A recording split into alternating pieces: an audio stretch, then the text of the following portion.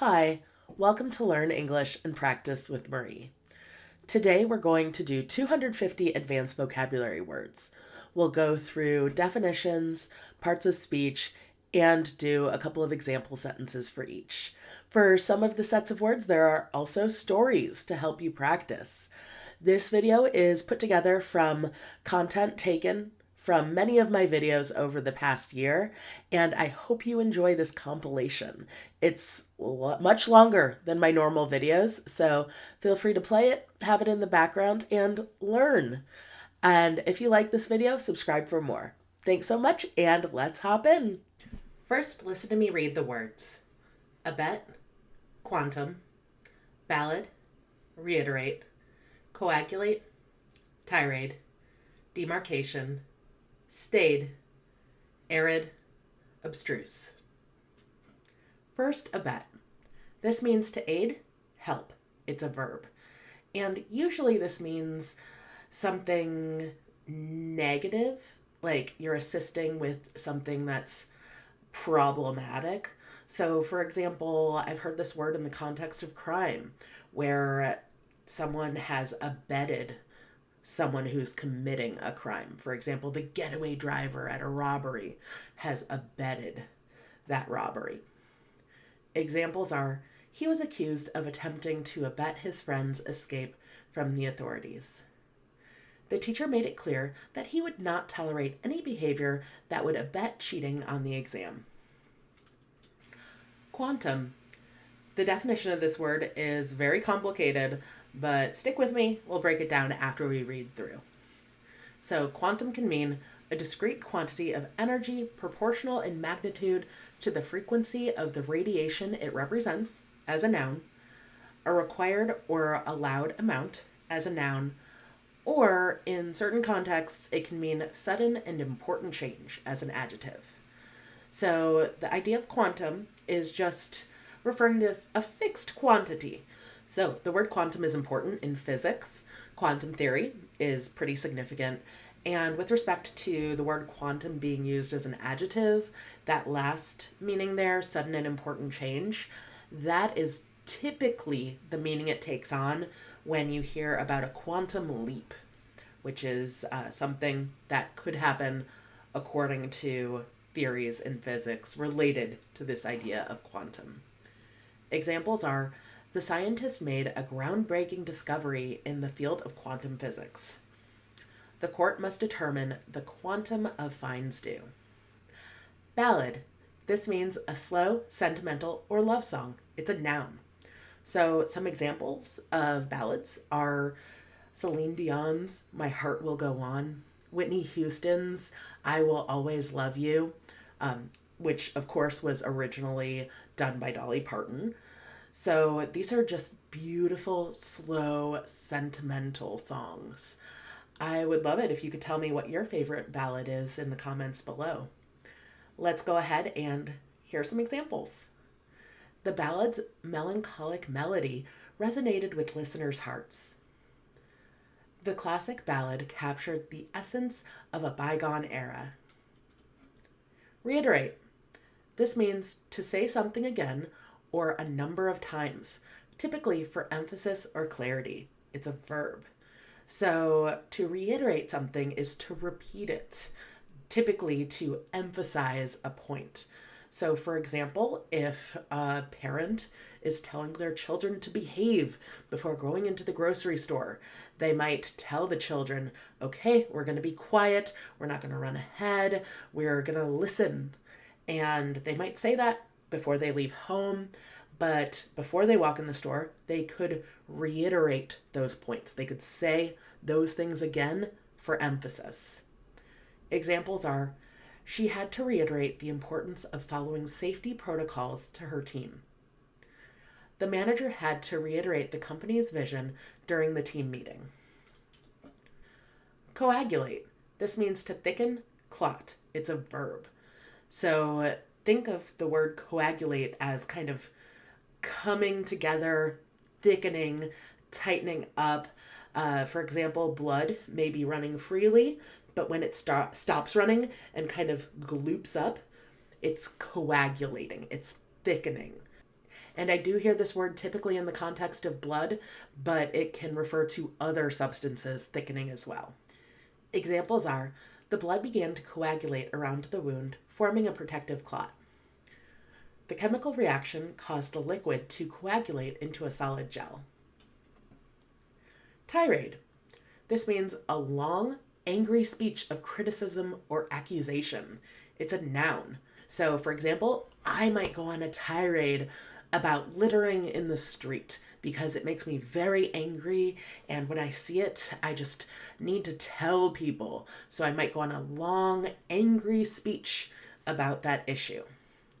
Examples are, he went on an angry tirade, venting his frustrations about the current state of affairs. The manager's tirade after the project's failure caught the team off guard. Demarcation. This is the marking of boundaries or categories. It's a noun. So an example of demarcation is surveying a property. So when surveyors come to survey a property, they'll engage in demarcation, where they'll put up little markers all around the property to show you where the boundaries are. Examples are, the fence served as a clear demarcation between the two properties. The change in color of the pavement indicated the demarcation of the bike lane. Staid. This means sedate, serious, self-restrained. It's an adjective. So someone who doesn't smile, is very restrained, doesn't laugh that much, doesn't tell jokes. Someone with those characteristics might be referred to as staid. For example, the way Abraham Lincoln, one of the past U.S. presidents, is portrayed nowadays is as a very staid character. He is pretty serious. Examples are, the professor had a staid demeanor, often seen as reserved and serious. His staid choice of clothing reflected his preference for timeless fashion. Arid. This means excessively dry. It's an adjective. So, of course, the desert is an arid place. So, an environment where there's very little water and very little natural life, that is an arid environment. Examples are, the desert's arid climate made it a harsh environment for plant growth. The explorers struggled to find water in the arid wilderness. Abstruse. This means difficult to understand, obscure. It's an adjective. So someone or something that's abstruse is not completely clear, usually due to being overly complicated. Examples are, the philosopher's abstruse theories challenged even the brightest minds. The scientist's research paper delved into abstruse concepts that were beyond mainstream understanding. So, let's read through a story for some extra practice. Amelia, a staid woman seeking solitude, checked into a remote desert hotel. The arid landscape outside matched her somber mood. The hotel's abstruse charm intrigued her, making her eager to explore. As she settled into her room, she heard a distant ballad playing softly, a stark demarcation from the quiet surroundings. Later that evening, she ventured into the hotel's lounge, where a singer passionately sang a haunting ballad. Moved by the lyrics, Amelia found herself lost in the melody. Her emotional response surprised her, reiterating the power of music. The bartender noticed her deep contemplation and struck up a conversation, sharing stories about the local legends. He mentioned a quantum event that had once occurred nearby, leaving behind an eerie aura. Amelia's curiosity was piqued, and she decided to investigate the demarcation of where the event had taken place. As she explored, she stumbled upon a spot where fluid at the base of a cactus seemed to coagulate. Mesmerized, she felt a shift in the air, an obtruse sensation she couldn't quite comprehend. Suddenly, a man nearby began a tirade about the supposed significance of the area, claiming it could abet supernatural phenomena. Amelia listened politely, but remained skeptical. The desert night was serene yet captivating, and the hotel's hidden charm made her realize that even in the arid expanse, unexpected moments of beauty and intrigue could exist. Let's read through these words one last time. Abet, quantum, ballad, reiterate, coagulate, tirade, demarcation, staid, arid, abstruse. First, listen to me read the words. Veracity, Stolid, Prowess, Stagnate, Dialect, Diligent, Dissemble, Nominal, Wane, Restive. Veracity. This means truthfulness, accuracy. It's an adjective. So the veracity of a statement would be how accurate or true that statement is. Examples are, the journalist was known for her commitment to reporting with veracity, ensuring accuracy in every story. The detective's investigation aimed to uncover the veracity of the suspect's alibi. Stolid. This means expressing little sensibility, unemotional. It's an adjective. So this word sounds a lot like the word stoic, and they have very similar meanings. To be stolid is to be kind of stone-faced, unemotional, and unbothered by what's going on around you. Examples are, despite the chaos around him, he remained stolid, showing little emotion. The stolid response of the old oak tree to changing seasons fascinated the botanist. Prowess. This means extraordinary ability as a noun, or bravery in battle, also as a noun. So, for example, a superhero with superhuman capabilities could be referred to as having extraordinary prowess. They're very fast or very strong. They have an extraordinary ability. Examples are, the athlete's prowess in the swimming pool earned him numerous gold medals. The musician's instrumental prowess captivated an audience with every performance. Stagnate. This means to become or remain inactive, not develop, not flow. It's a verb. So something that is stagnant has stagnated. A career, for example, can stagnate. Someone's advancement in that career might be slow or might be stuck at a certain point with no opportunities for advancement. Or you could refer to a body of water with the word stagnate. So if it's not flowing, if it's kind of stuck and pooling, you would use stagnate. Examples are, the company's growth seemed to stagnate due to fierce competition in the market. The lack of new ideas caused the project to stagnate, leading to its eventual failure. Dialect. This means a particular form of a language which is peculiar to a specific region or social group. It's a noun. I have what's called the Great Lakes dialect, where I grew up close to the northeastern United States, and you'll hear that my A sounds are kind of sharp. I'll say apple naturally when, a neutral accent would have apple. But in these videos, I try to suppress it. But that's an example of a dialect that's tied to a particular region. Examples are, the region's unique dialect made it challenging for outsiders to understand the locals. The author incorporated the local dialect into the character's dialogue to add authenticity to the story. Diligent. This means showing care in doing one's work. It's an adjective. So someone who's a diligent student does all of their homework and studies for their tests, or a diligent worker will try really hard at work and do their very best to be productive at work.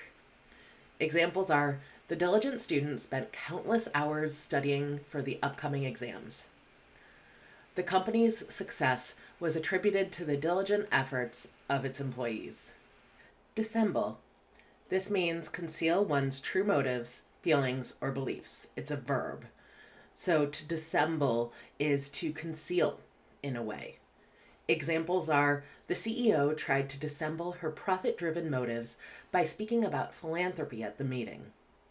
She tried to dissemble her disappointment, but her body language gave her away. Nominal.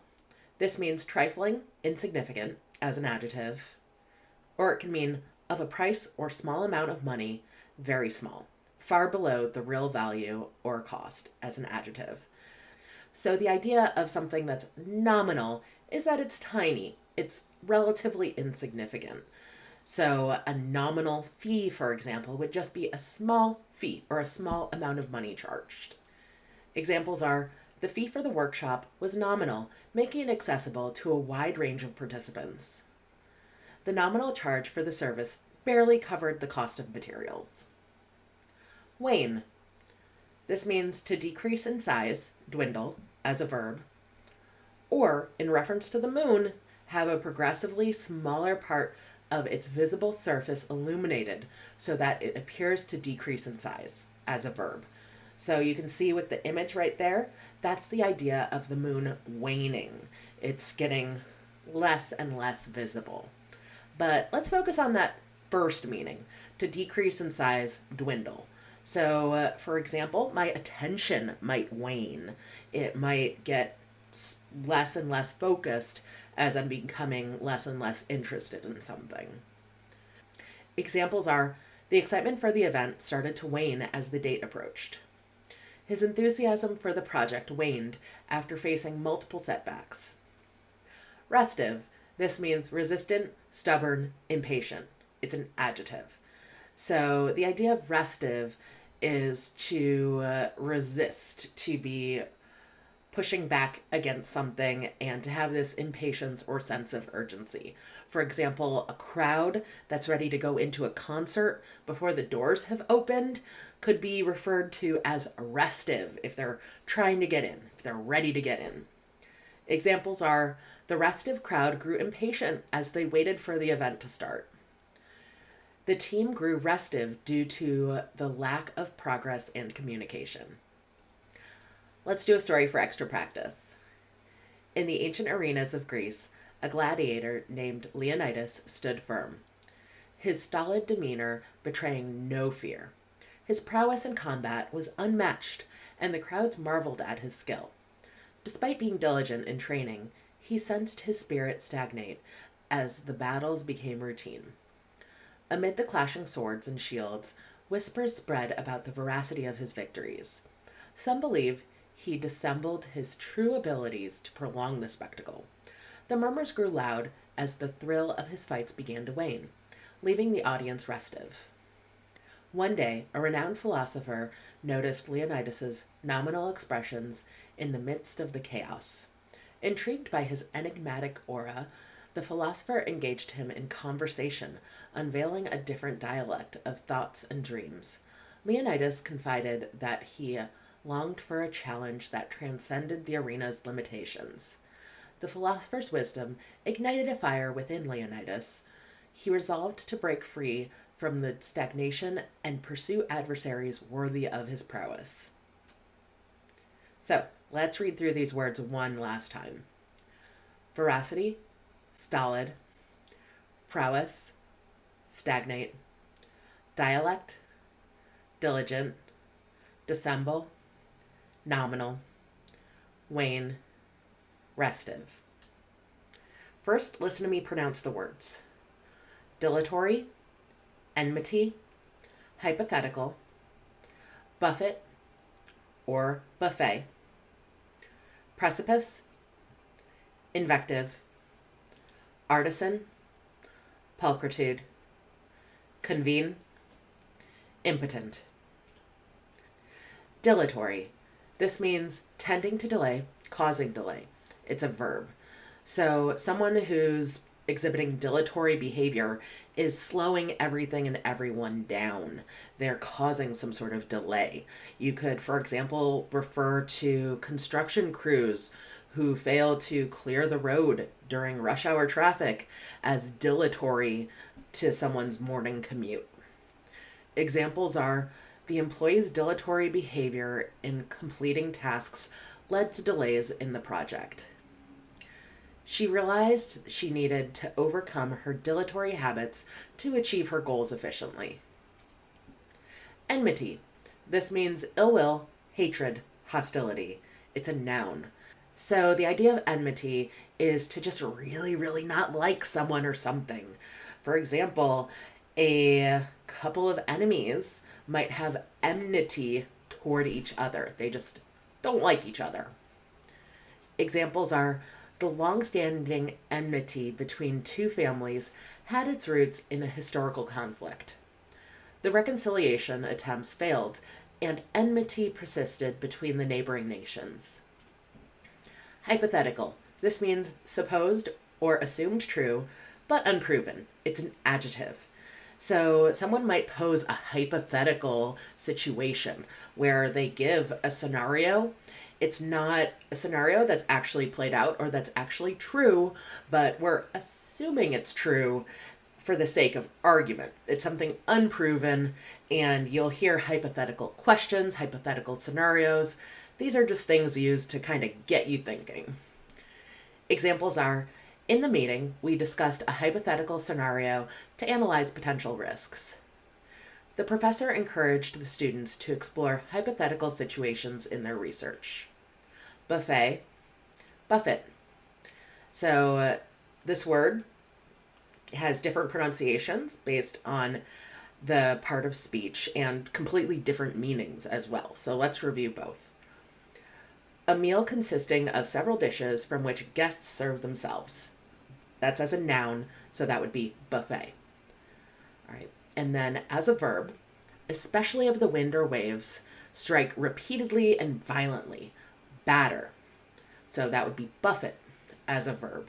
So you can see those are very, very different meanings. So a buffet would be a situation where you get a chance to choose a lot of food and choose to eat. In America, all you can eat buffets are very popular, and they're a lot of fun. You get to choose from a selection of dishes and pick whatever you want and put it on your plate. And at an all-you-can-eat buffet, you can keep going up for more. Very exciting. And then in terms of buffet, this is used often in a nautical sense. So the idea of waves hitting the side of a boat or hitting something in the water or the ocean. It's this motion and this battering that goes along with the word buffet. Examples are, the restaurant had a variety of food in its buffet. The storm's strong winds buffeted the coastal town, causing damage to buildings and trees. Precipice. This means the face of a cliff, a steep or overhanging place. It's a noun. So to be on a precipice, if you have land like this, kind of overhanging, like to be right on the edge would be the precipice. And there's some danger associated with that. You can also hear the word precipice used in kind of a more metaphorical sense to refer to a critical juncture or a critical moment. You'll see in one of the examples that making a big decision in your life can be referred to as being at the precipice of a major life change and then deciding what to do. Examples are, as they hiked higher, they approached the edge of the steep precipice with caution. The protagonist found herself standing on the precipice of a life-changing decision. Invective. This means an angry verbal attack. It's a noun. So an invective is hostile and unpleasant, and it's an attack directed at someone or something. You definitely don't want to be the target of an invective. That sounds unpleasant. Examples are, during the heated argument, he hurled invective at his opponent, resorting to personal attacks.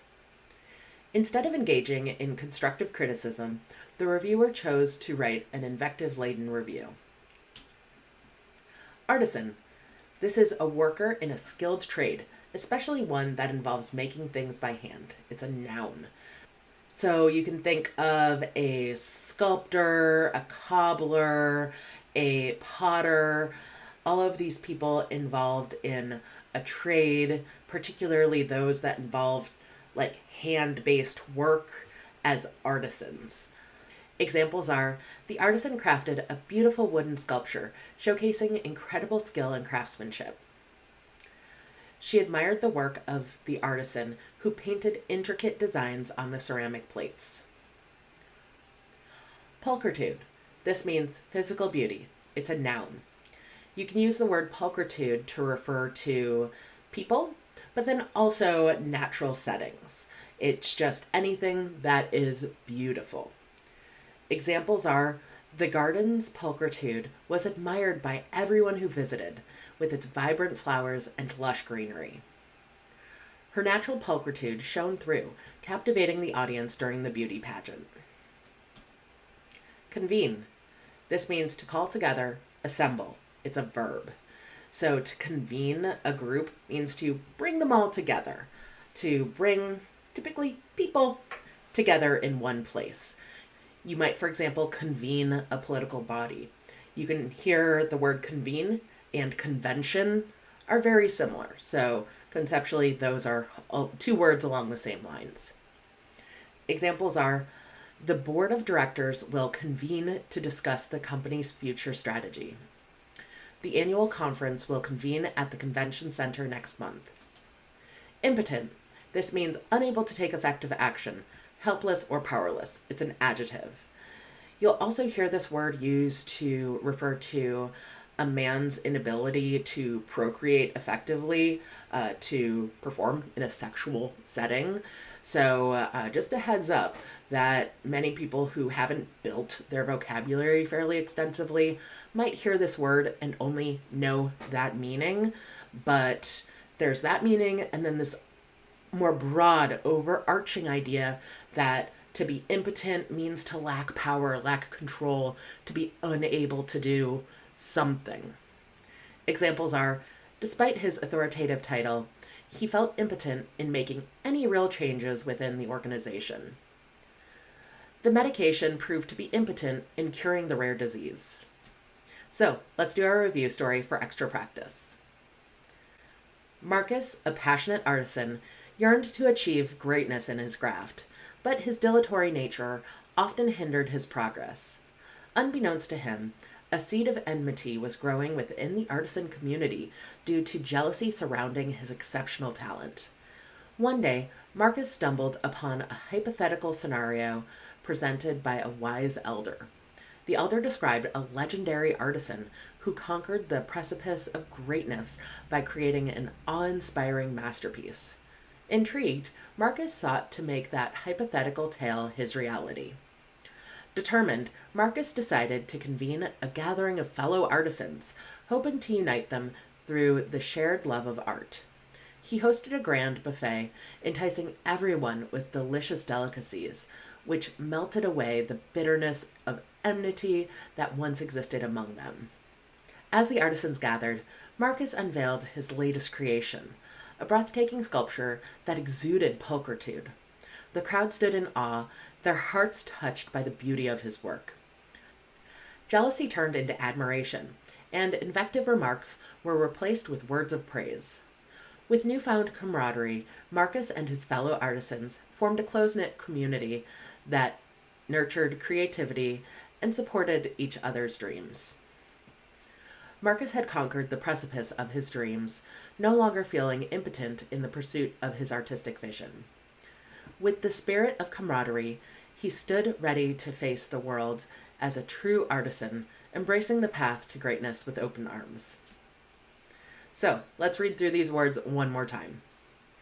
Dilatory, enmity, hypothetical, buffet or buffet, precipice, invective, artisan, pulchritude, convene, impotent.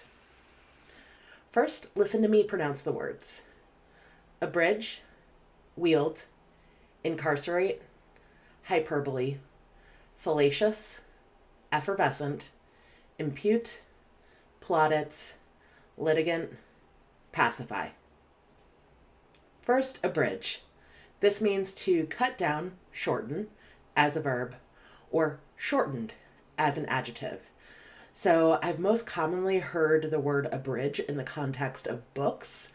A book that's very long might be abridged into a shorter version so that a reader can get through it quicker and just get the key ideas and main points. So, examples I have here are: the editor decided to abridge the lengthy manuscript to make it more concise. The professor suggested abridging the syllabus to cover key topics within the semester. Wield, hold and use. It's a verb. So this word I've most commonly heard in the context of weaponry. So wielding a weapon is a way this word could be used.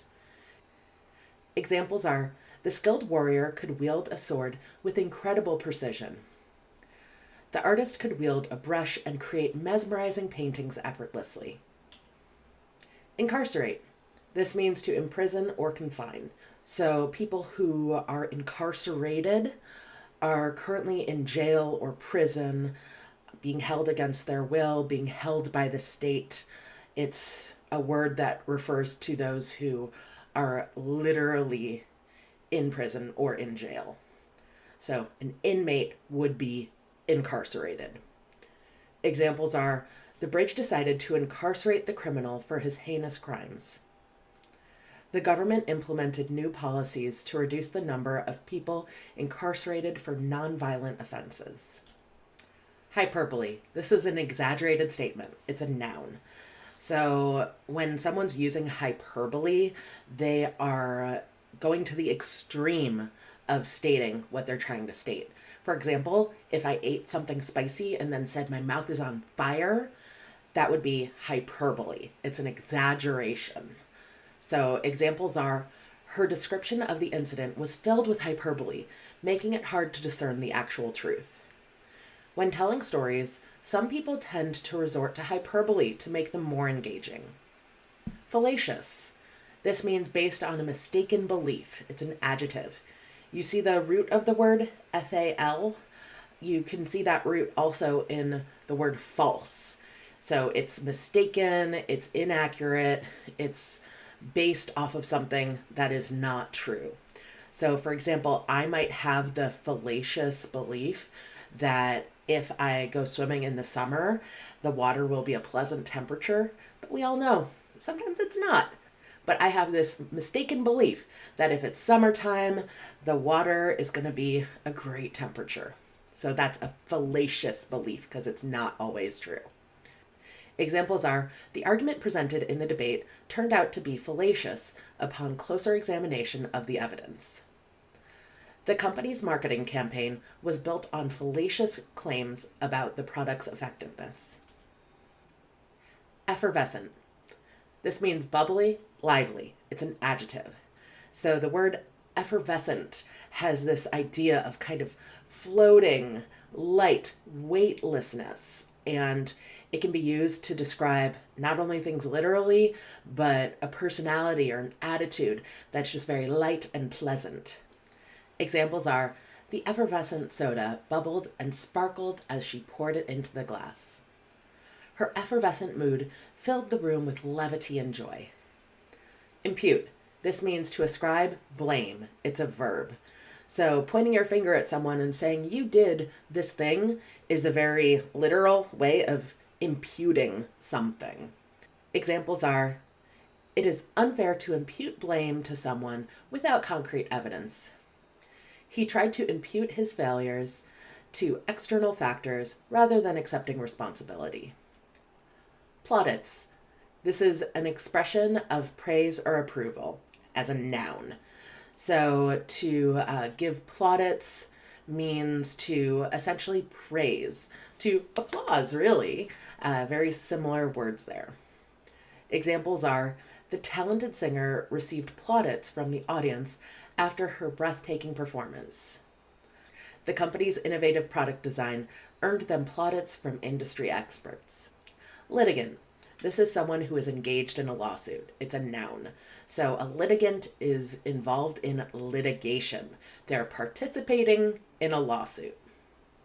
Examples are: each litigant presented their case before the judge in the courtroom. The court allowed additional time for the litigants to gather more evidence. Pacify. This means to bring or restore to a state of peace or tranquility. It's a verb. So if a toddler is having a fit in the grocery store, perhaps their parent might give them some candy to pacify them, to make them more peaceful and more calm. Examples are, the mother tried to pacify her crying baby by rocking him gently. He offered her a sincere apology to pacify her hurt feelings. So let's go through a review story. Just weeks before Election Day, two passionate politicians prepared to engage in a pivotal political debate. The audience's anticipation was effervescent as they awaited the clash of ideas. The moderator vowed to abridge the discussion to fit the allocated time. The first candidate, known for his charisma, tried to wield the power of rhetoric to win over the crowd. He accused his opponent of using hyperbole to mislead the public. However, his own claims were often fallacious, leaving the audience skeptical.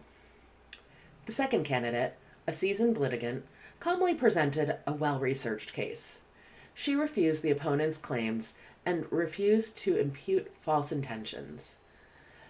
The crowd noticed her genuine approach, and plaudits echoed throughout the hall. As the debate intensified, the first candidate resorted to personal attacks and attempted to pacify the crowd with his charm. However, his aggressive demeanor only further divided the audience. He suggested incarcerating those who disagreed with his policies, a proposal that shocked many. In contrast, the second candidate emphasized unity and the need to pacify the growing divisions within the country. Her plan involved building bridges and fostering understanding between opposing sides. In the end, the debate revealed a stark contrast between the two candidates. The audience felt like they had all the information they needed to make an informed decision on Election Day. First, listen to me read the words. Lurid, neophyte, pervasive, yoke, morose, acute, effulgent, iniquity, patent, quaint. First, we have lurid. Lurid means ghastly, sensational. It's an adjective. So I've heard this word in the context of a lurid affair, a very sensational, romantic affair that shouldn't be happening, and everyone's paying attention to it because it's just so scandalous. Examples are, the tabloid's lurid headlines sensationalize the crime, creating unnecessary fear among the public. The movie's lurid scenes shocked the audience and left a lasting impression in their minds. Neophyte.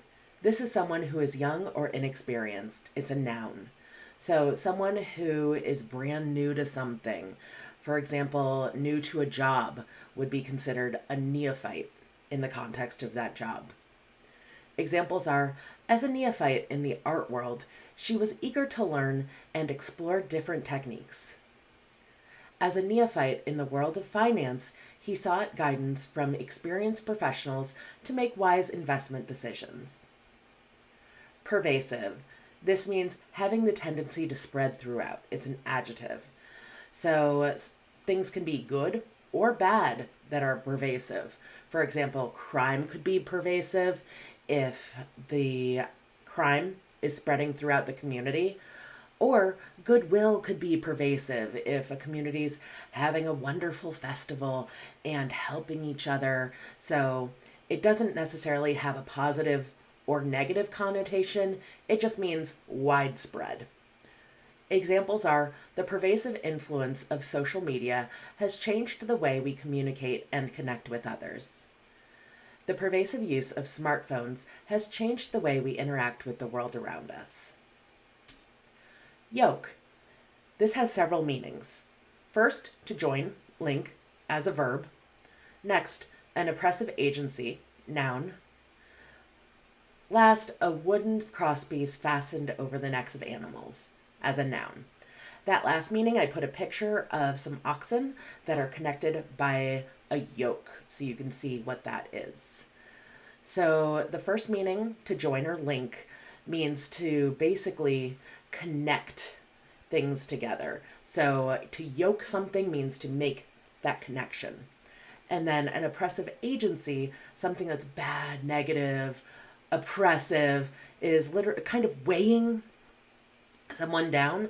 So much like the oxen have a piece of wood weighing down on their necks and connecting them, yoke would be oppressing people or referring to an oppressive context. Examples are the heavy yoke of responsibility weighed heavily on his shoulders as he navigated the challenges of leadership. The farmer fastened the yoke on the oxen before he began to plow the field. Morose. This means gloomy or sullen. It's an adjective. So a funeral home, for example, could usually probably be described as morose.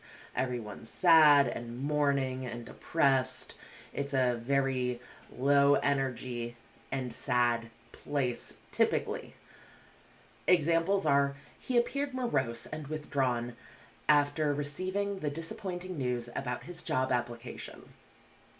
His morose mood lifted when he received a surprise visit from an old friend. Acute. This means sharp, severe. It's an adjective. So something that is really impactful would be considered acute. In math class, you may learn about acute angles, and these are angles that are very sharp. So it makes sense given the meaning of this word. Examples are, she suffered from an acute headache that made it difficult to concentrate. The team's acute awareness of the time pressure helped them stay focused and complete the project on schedule. Effulgent. This means radiant, splendorous. It's an adjective. So this has a connection to light. So giving off light and brightness and positive, glowing energy would be associated with this idea of effulgent. Examples are, the setting sun cast an effulgent glow over the horizon, painting the sky with vibrant colors. The stage was bathed in an effulgent spotlight, highlighting the lead performer's talent and grace. Iniquity. This means immoral or grossly unfair behavior. It's a noun. So the idea of iniquity and inequality are kind of similar, but there is a key difference. Inequality is simply the idea that things are unequal, not balanced. Iniquity means that they're unequal or unbalanced in an unfair or immoral way. There's an injustice underlying this idea of iniquity. Examples are, the detective was determined to expose the iniquity behind the corrupt organization. The judge was known for his stern stance against iniquity, handing out harsh sentences to those who broke the law. Patent. This means readily seen or understood, clear as an adjective, or a government authority or license conferring a right or title for a set period as a noun. So an inventor can hold a patent for their invention. Or in the context of the adjective, something that's obvious could be considered patent.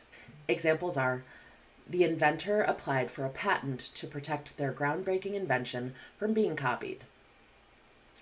The artist proudly displayed the patent certificate for their unique design.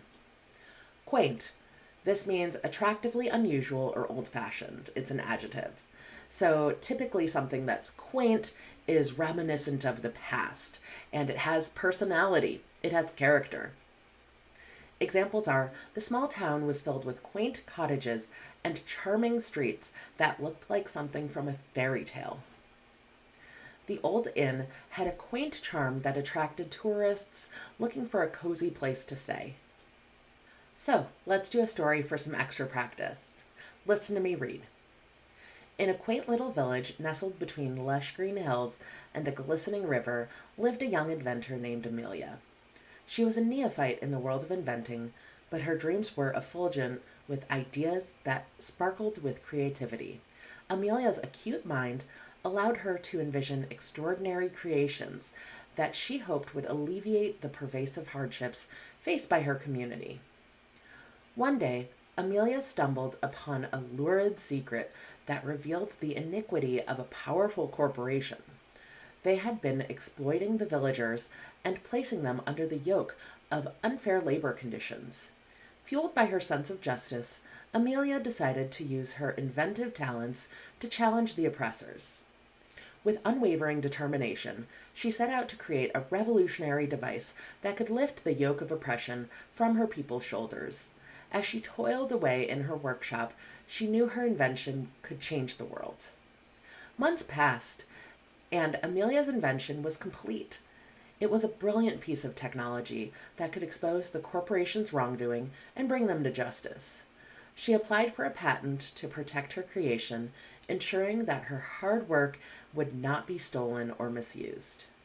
With her invention in hand, Amelia confronted the corporation, revealing the iniquity they had committed. The villagers rallied behind her, no longer morose and defeated, but hopeful for a better future. Amelia's success as a young inventor not only liberated her village from the oppressive yoke, but also inspired others to pursue their own inventive dreams. So, let's read through these words one more time. Lurid, neophyte, pervasive, yoke, morose, acute, effulgent, iniquity, patent, quaint. First, listen to me read the words. Apathetic, lucid, malleable, dissonance, pert, incumbent, unconscionable, jocund, conduit, ingenuous. Apathetic. This means lacking concern, emotion. It's an adjective. So someone who's apathetic really doesn't care.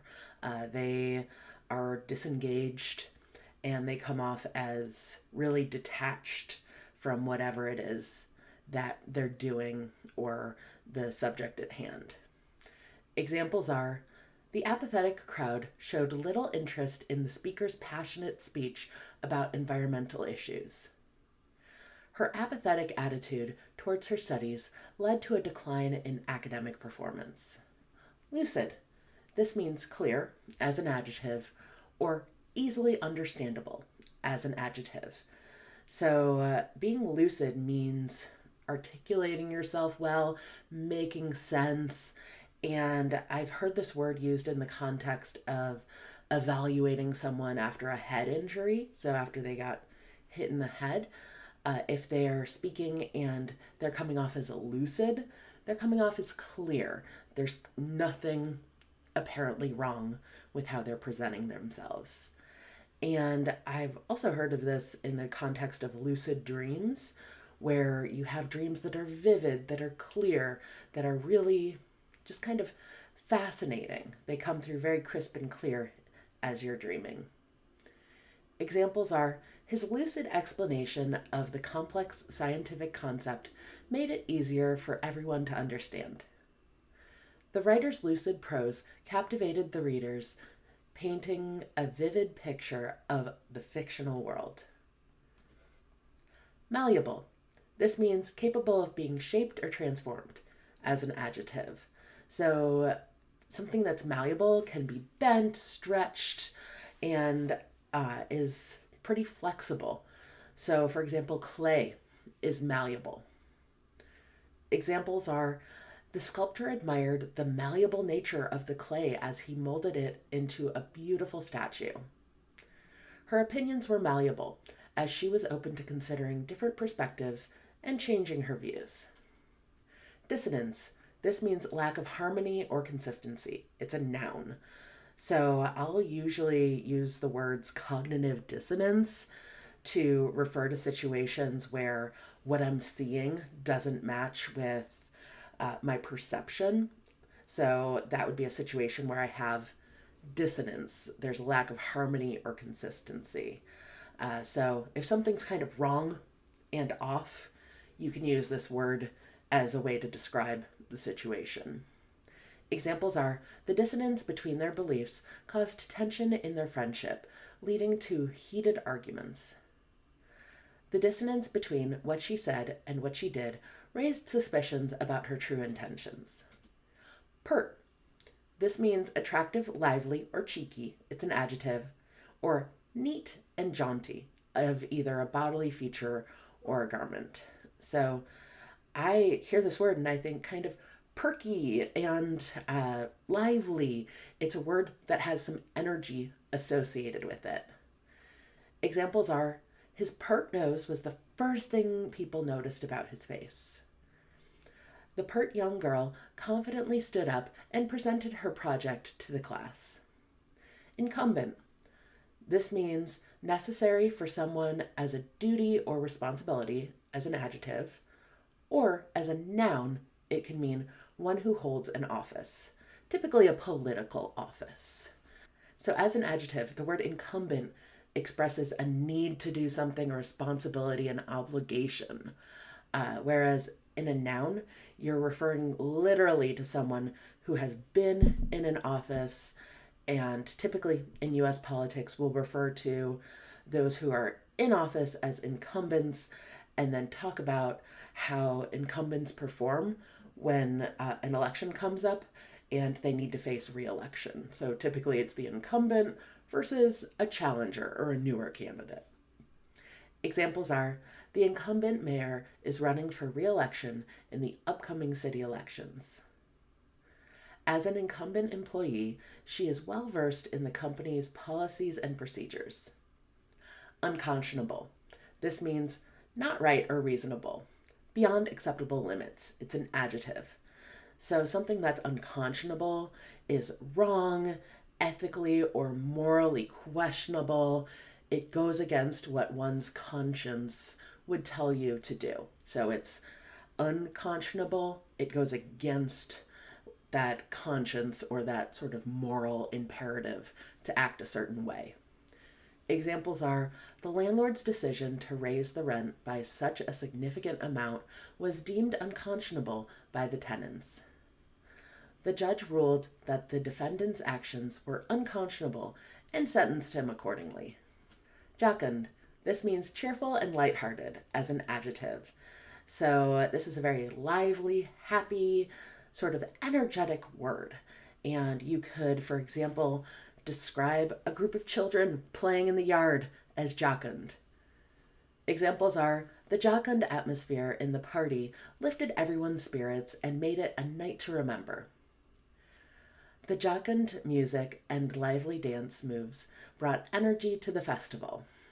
Conduit. So this has a couple of meanings. Quite literally, it means a pipe or channel through which something passes as a noun, or it can mean someone or something that conveys good information or ideas as a noun.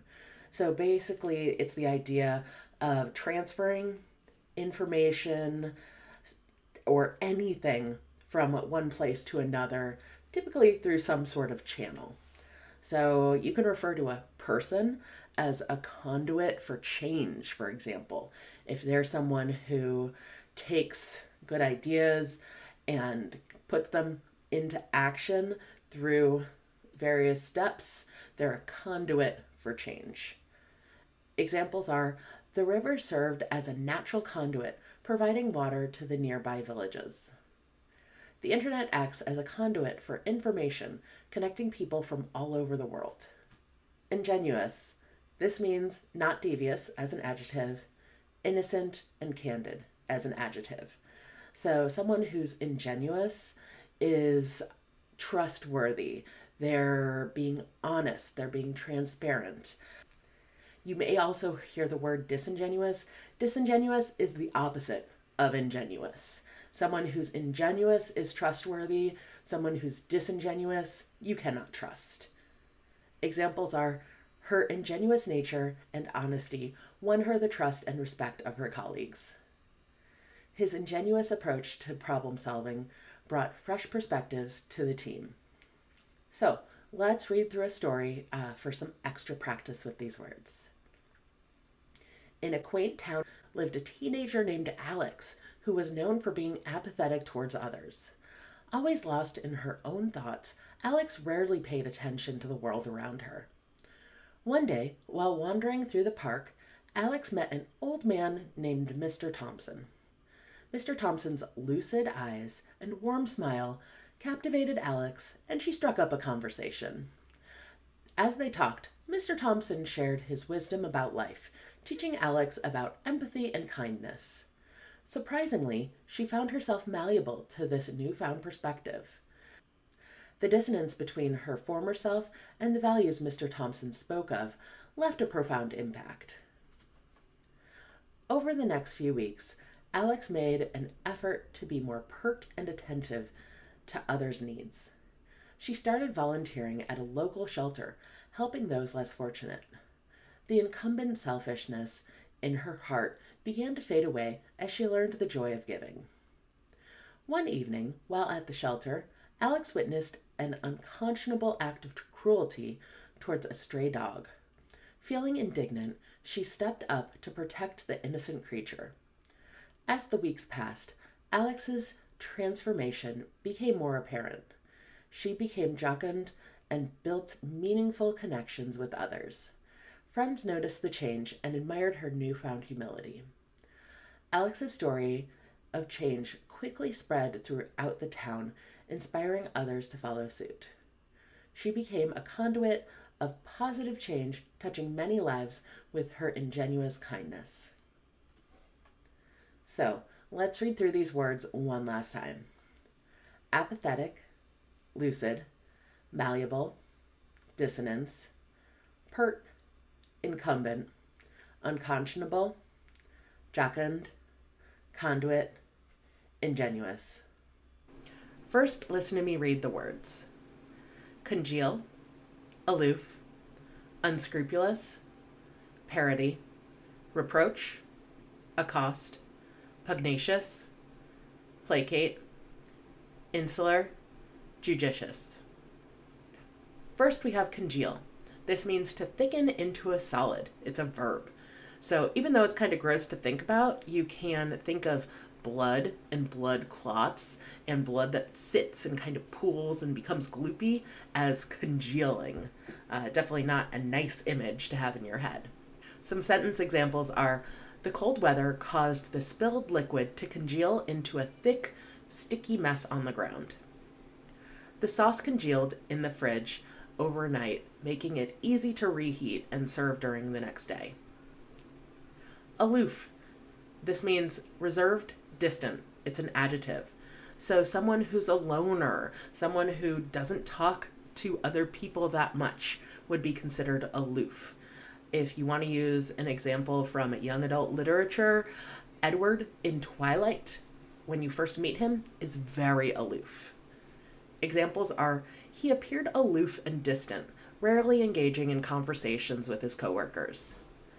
The celebrity remained aloof during the press conference, giving short answers to the reporter's questions.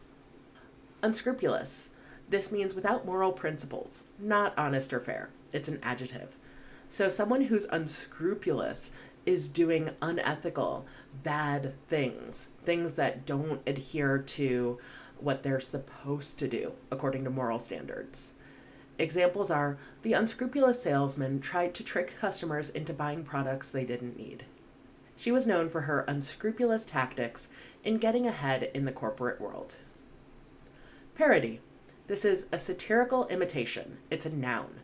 So Weird Al Yankovic is a very popular parody artist in the United States, and he'll take popular songs and make parody songs out of them. My favorite is the Hamilton Polka. Examples are, the parody of the famous movie had the audience in stitches, laughing at the exaggerated and humorous imitation. The satirical play was a parody of well-known fairy tale, providing a fresh and amusing perspective. Reproach. This means to scold, disapprove. It's a verb. So reproach is the idea that someone has done something wrong, and they either feel that or it's been communicated to them. It's a sense of disapproval. Examples are, she felt a pang of reproach when she realized she had forgotten her friend's birthday. The teacher's reproach made the student realize the gravity of their mistake. Accost. This means to approach and address boldly or aggressively. It's a verb. So to accost someone is to get in their face, be angry, to tell them they've done something wrong. It's a very active and aggressive way of confronting someone. So examples are, it's not appropriate to accost someone you don't know in a confrontational manner. The reporter accosted the celebrity at the event, trying to get an exclusive interview. Pugnacious. This is quarrelsome, combative. It's an adjective. So someone who's pugnacious is trying to fight. They're trying to get in an argument. They might be literally fighting. It's a very combative word. Examples are, he was known for his pugnacious behavior, always getting into fights and arguments. Her pugnacious attitude made it difficult for her to maintain positive relationships with others. Placate. This is to ease the anger of, soothe. It's a verb. So placate is basically making someone who's angry feel better and relax. Examples are, the manager tried to placate the angry customer by offering a full refund. The government implemented policies to placate public unrest and dissatisfaction. Insular. This means separated and narrow-minded as an adjective, or tight-knit as an adjective. So someone who lives an insular life might be kind of isolated from others or kind of protected from the outside world. You can also use this to refer to someone's views. Maybe they're narrow-minded, they're not open to a lot of perspectives. They have an insular viewpoint. Examples are, the company's insular management style led to a lack of motivation and new ideas. The small island community had an insular culture resistant to outside influence. Judicious. This means having or exercising sound judgment. It's an adjective. So someone who's judicious is making good decisions. They're evaluating all the facts and deciding based off of them. And you can tell this word is related to the word judge. So the idea of making good decisions or good judgments is kind of embedded in this word. Examples are, she approached the problem with a judicious approach, carefully considering all options. The coach's judicious use of substitutions helped turn the game around for the team. So, let's read a story for extra practice. In the dimly lit alley, the night's chill seemed to congeal around the figure of an aloof man. His hooded eyes darted around, making sure no one was watching. Unscrupulous and bold, he had planned the robbery meticulously, determined to make it a successful parody of criminal ingenuity. As he approached the small jewelry store, he accosted the lone security guard, catching him off guard with a punch. The guard tried to reproach him, but the thief's steely demeanor and a glint of a knife silenced any resistance. Inside, the thief's insular focus remained unshaken as he plundered the valuable items. The store's clerk tried to placate him, pleading for mercy, but the thief showed no remorse, only demanding more. Outside, the police were alerted, and the street erupted in chaos. Sirens wailed, and bystanders watched from a safe distance, fearfully aware of the insular nature of the unfolding events. In the midst of the commotion, a judicious detective arrived, quickly analyzing the situation. He observed a small pool of congealed blood on the ground from the attack on the security guard. With a calm and calculated approach, he devised a plan to apprehend the criminal without further escalation. In that moment, the thief's pugnacious resolve wavered. He weighed the options, realizing that resistance would only lead to dire consequences. With a reluctant surrender, the thief's short-lived career of crime came to an end.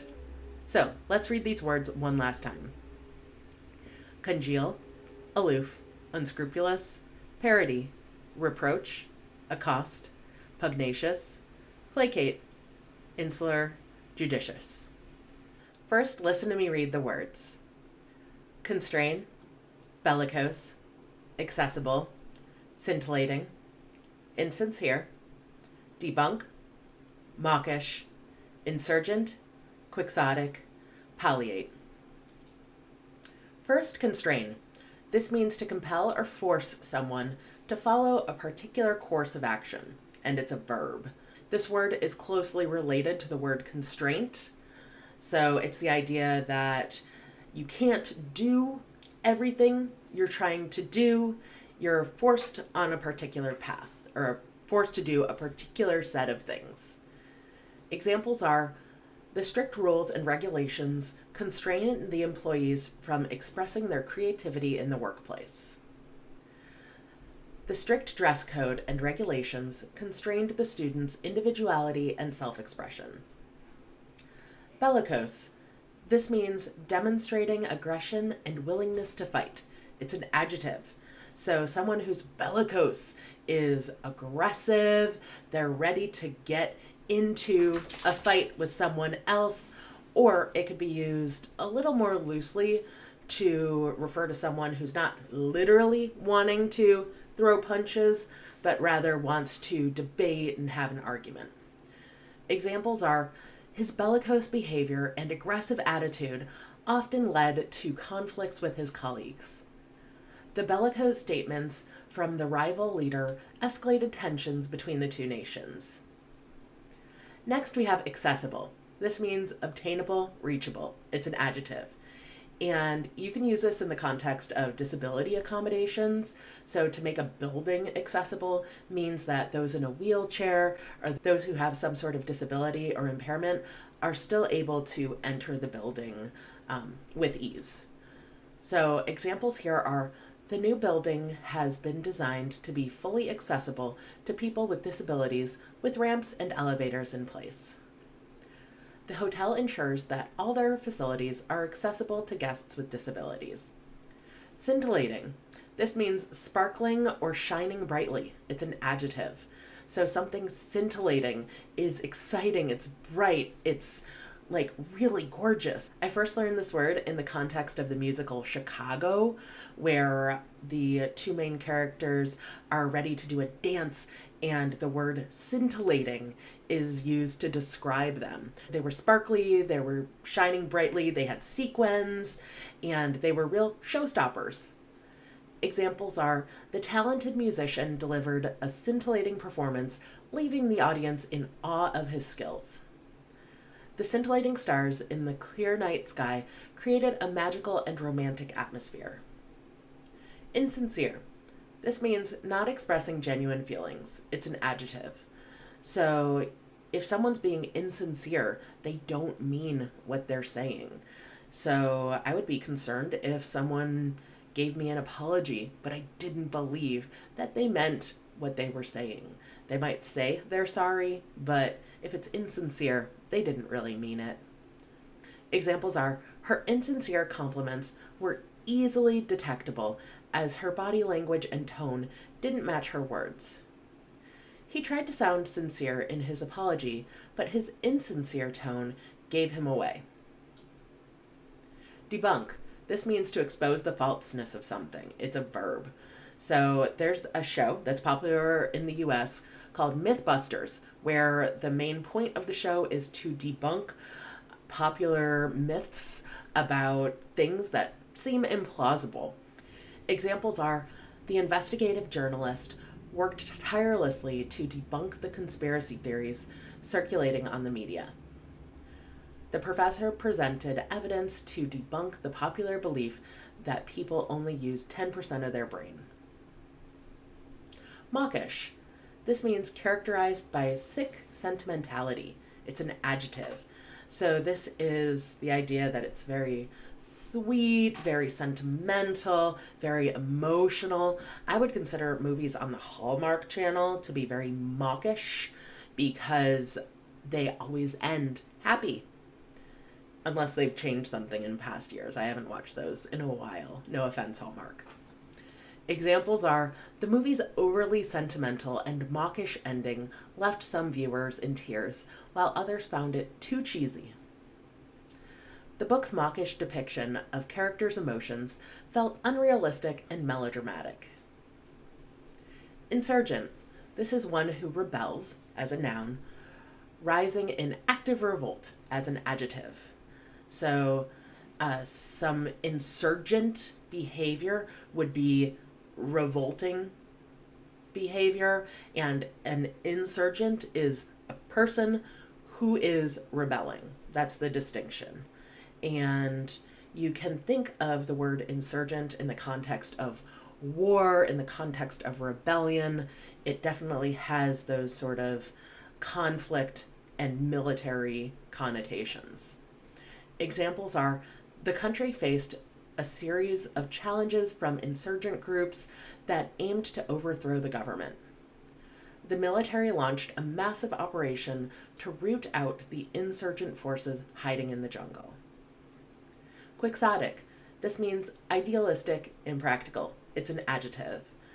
So the word quixotic actually comes from the literary character Don Quixote, and the main idea of his character is that he was constantly trying to fight things that weren't there. He was very idealistic and motivated to do justice. He was a dreamer.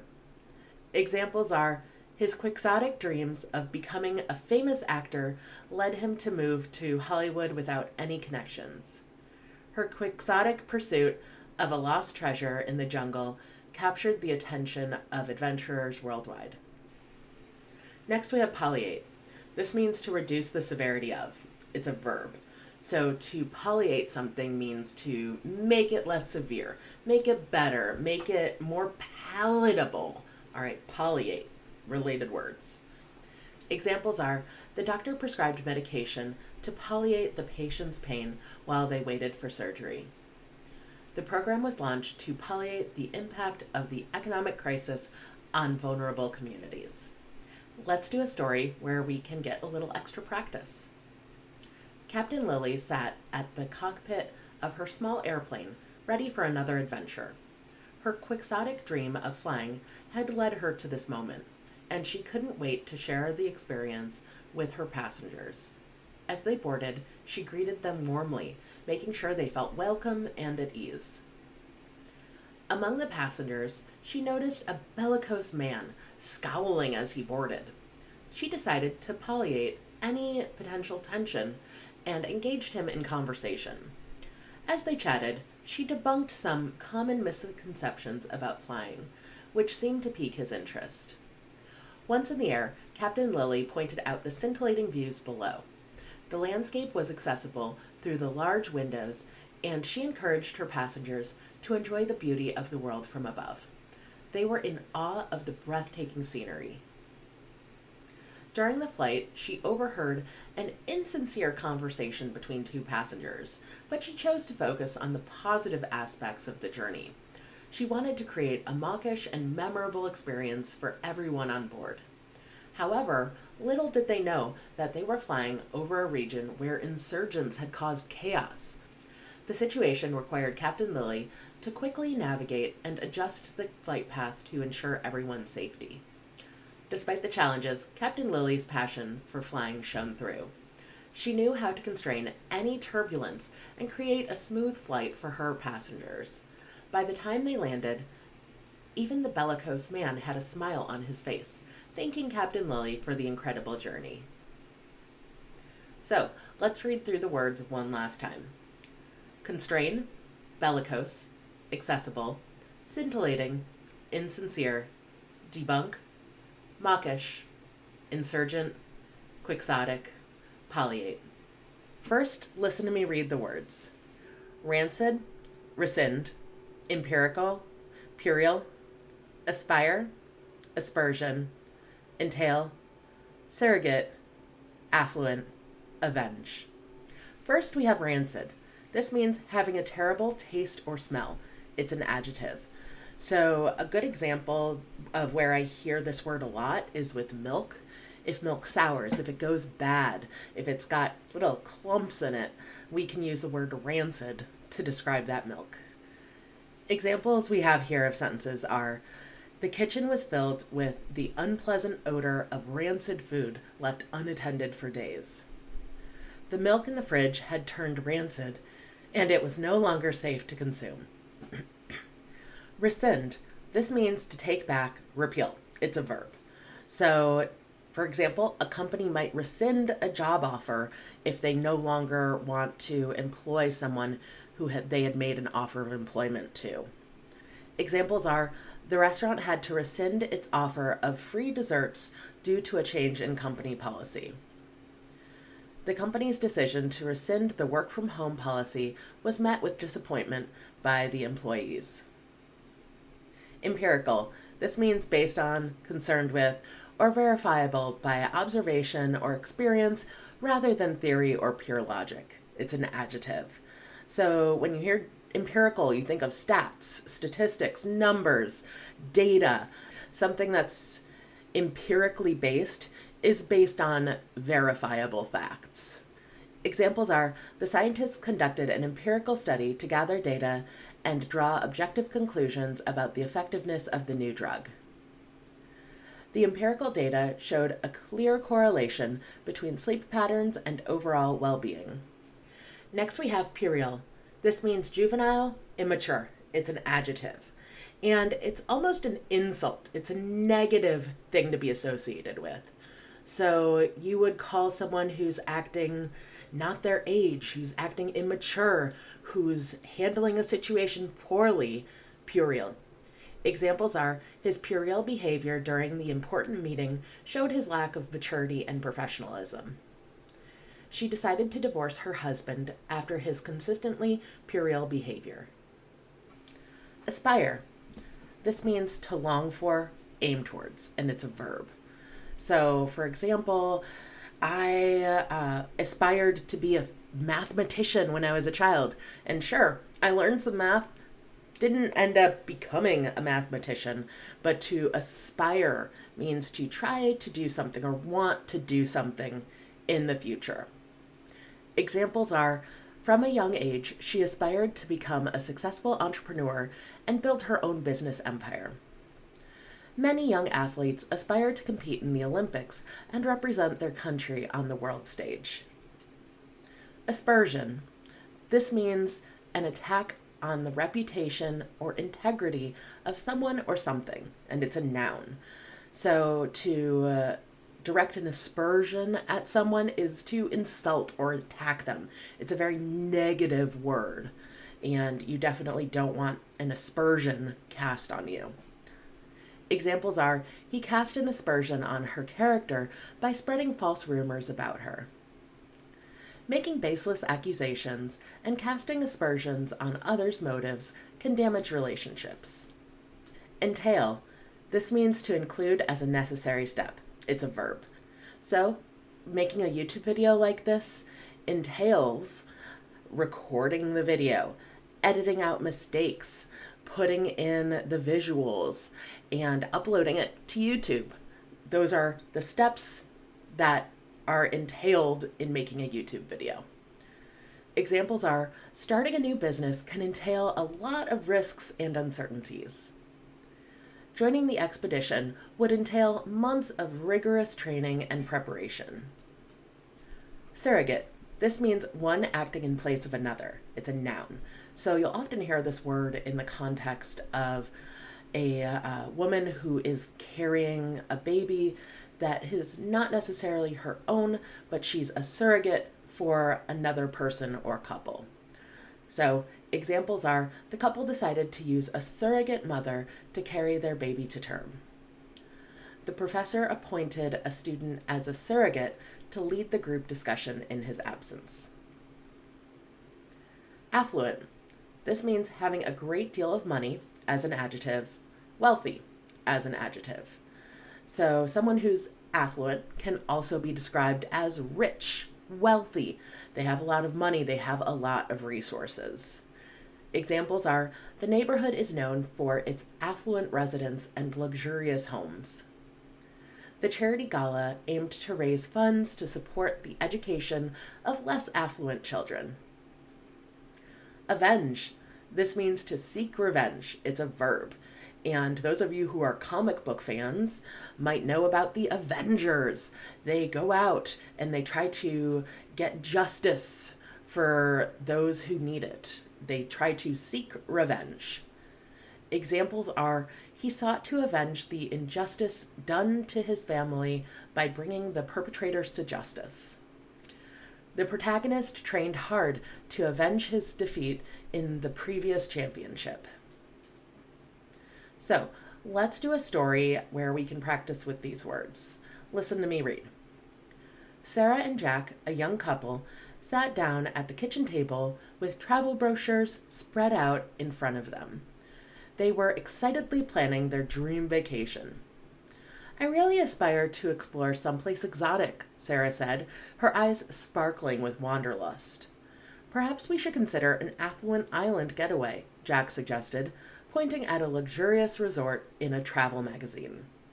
Sarah nodded in agreement, but she couldn't help but feeling a hint of doubt at the cost.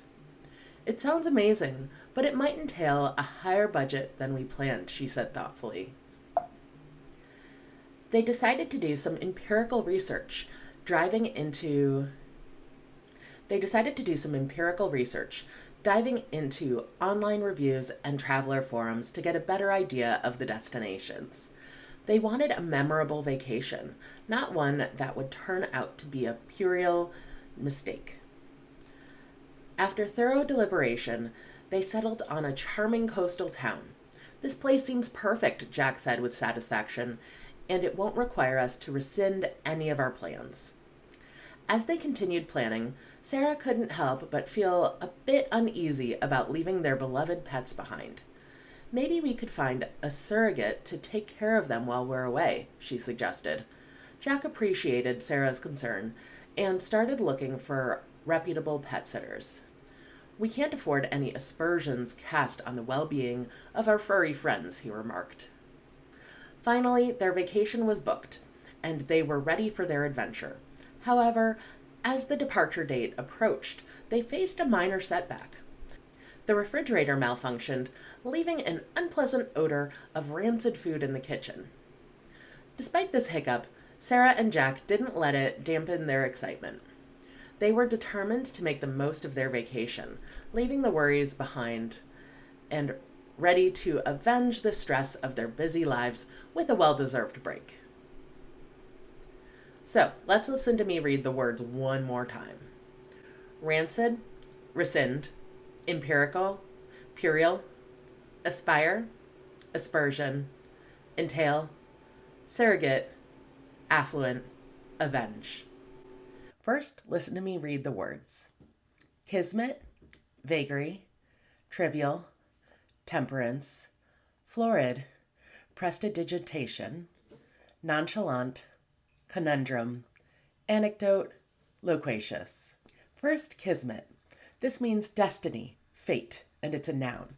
So I've heard this word used to describe, for example, two old friends meeting after years and getting the chance to reconnect. That right there is kismet. It's like fate brought them back together. Examples are, some people believe in the concept of kismet, that certain events are destined to happen and are beyond our control. The unexpected encounter at the coffee shop felt like kismet, leading to a chance meeting with a long-lost friend. Next, we have vagary. This means an unexpected and inexplicable change in a situation or in someone's behavior. It's a noun. So if your friend who's typically nice starts acting strangely and is mean to you, that would be a vagary. So examples here are, he was known for his vagaries, frequently changing his mind and going on unexpected adventures.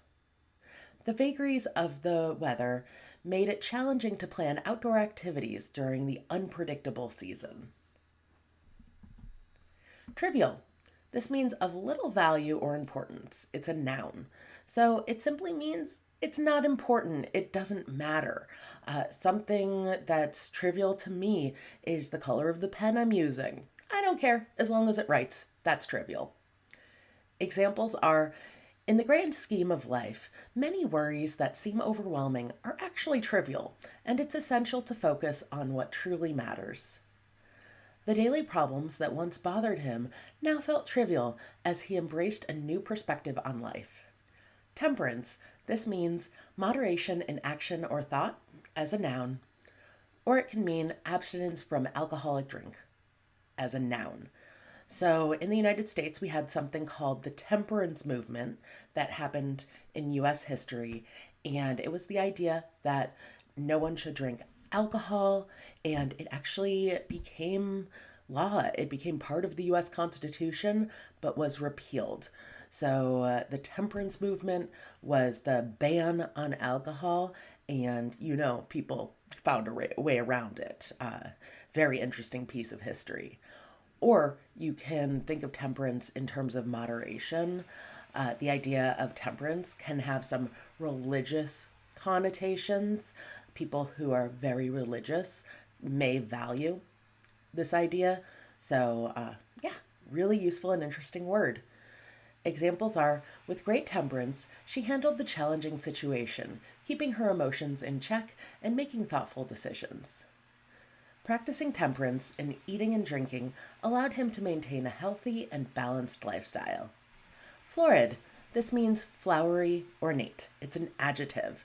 So a wedding, for example, could be described as florid if it's decorated with heavy florals, lots of flowers.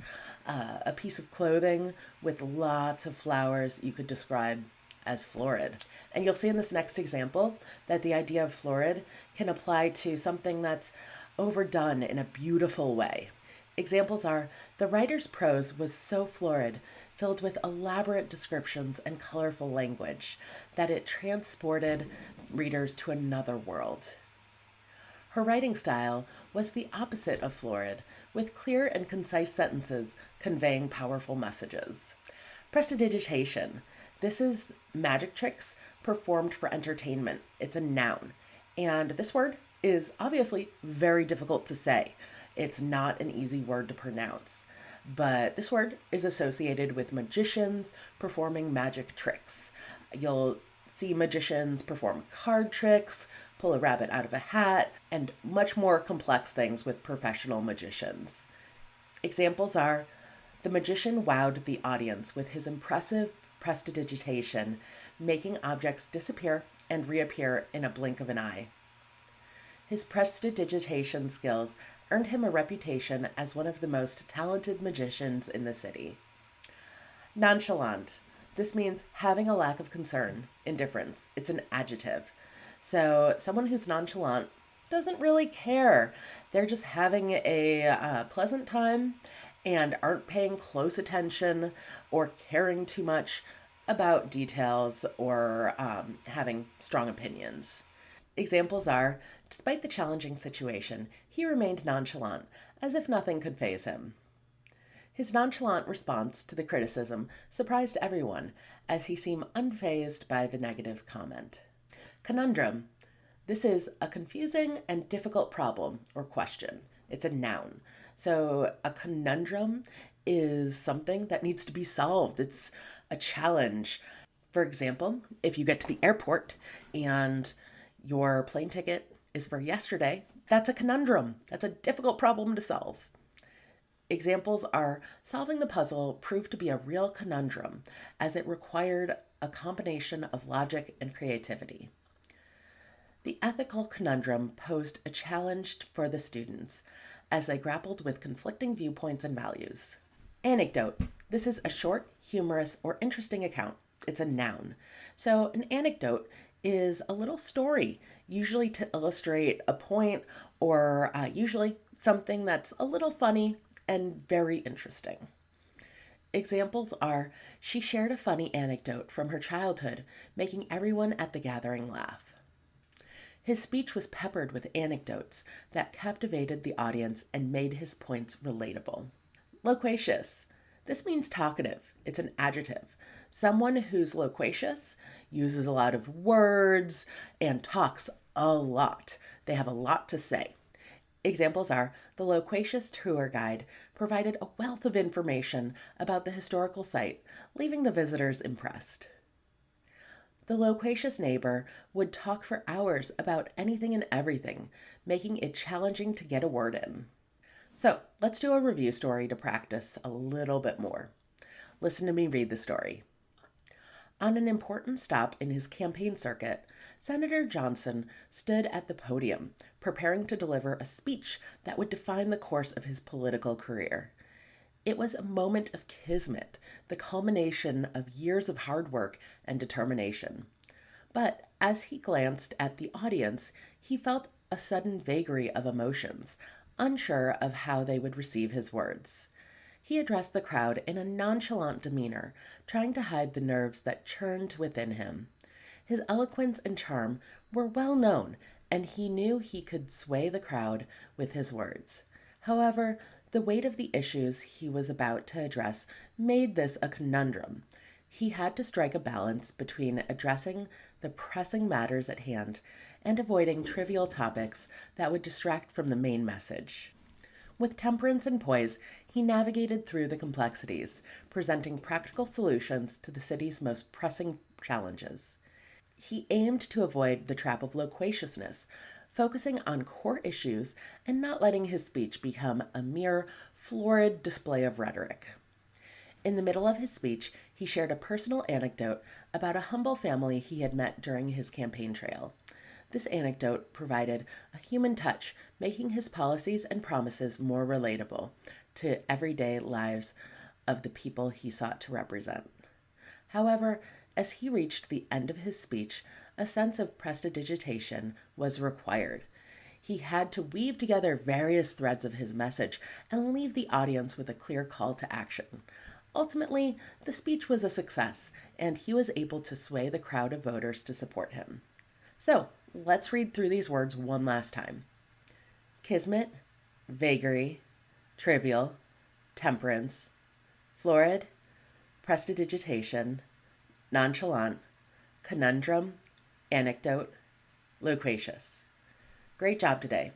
Like I said early in the video, this is a series, so if you liked this video, go ahead and subscribe, and I'd appreciate a like, and feel free to ask questions about these words in the comments below. I hope to see you in the next video. I'll put additional playlists and videos right here. Thanks so much. Bye.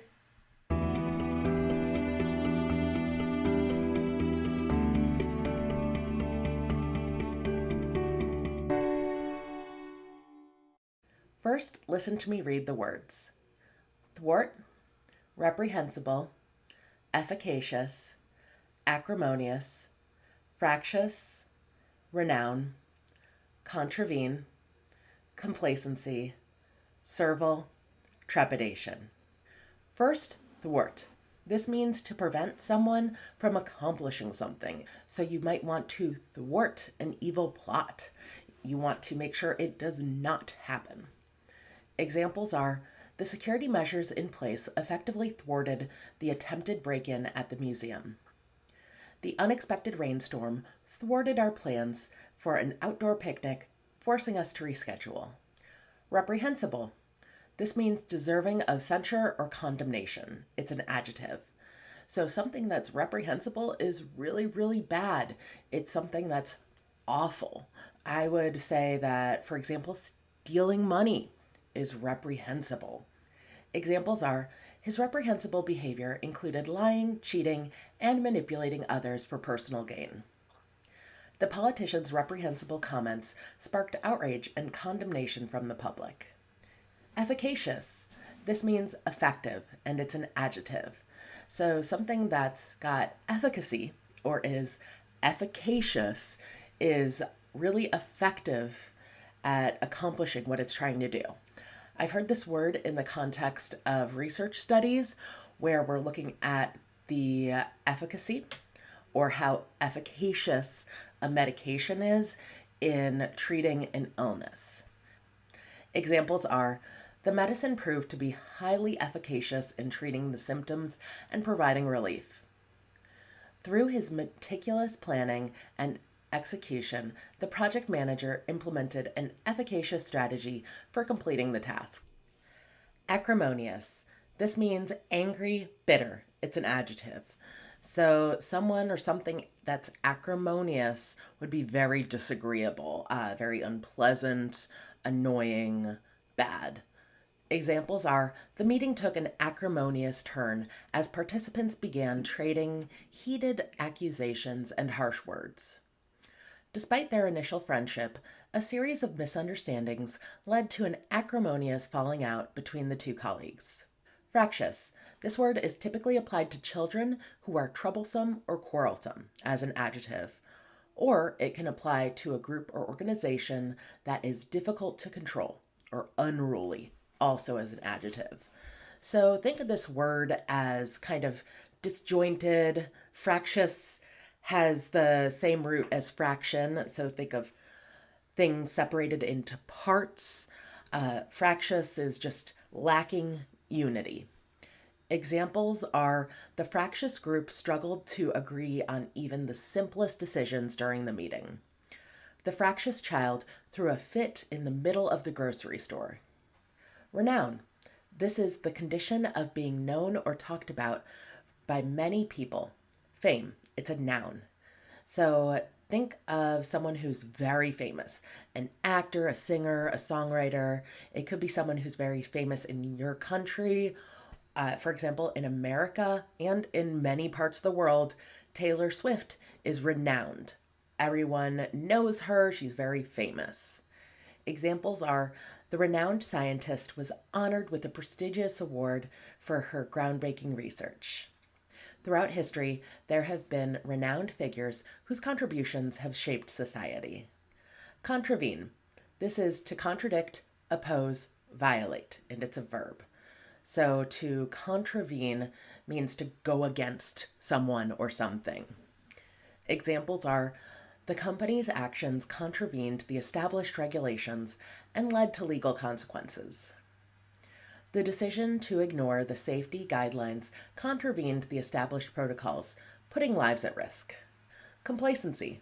This is self-satisfied ignorance of danger. It's a noun. So someone who's complacent doesn't really care. They're okay with something that's going very wrong or something very bad. It's kind of a deliberate ignorance. Examples are the team's complacency led to their downfall as they underestimated their opponents. It is crucial to avoid complacency and continuously strive for improvement and growth. Servile. This means subservient, and it's an adjective. So someone who's servile is very deferential. They're willing to defer to whoever is higher up in a hierarchy or whoever's in charge. Think of Dobby, the house elf, in Harry Potter as a very servile character. Examples are the servile assistant fulfilled every request from the demanding boss without question. She grew tired of being treated as a servile subordinate and tried to assert her independence. Trepidation. This means fear, apprehension, and it's a noun. So someone who's feeling trepidation is very scared. They're very nervous. They don't like the situation, or they don't like what is about to happen. Examples are, with trepidation, she approached the stage to give her first public speech. The job interview filled him with trepidation as he worried about making a good impression. So let's do a review story for extra practice. Listen to me read the story. In a small suburb, two sisters named Lily and Emma lived together in their family home. They were very close and shared a strong bond. However, as they grew older, conflicts began to arise between them. Lily had decided to become an artist, while Emma focused on pursuing a corporate job.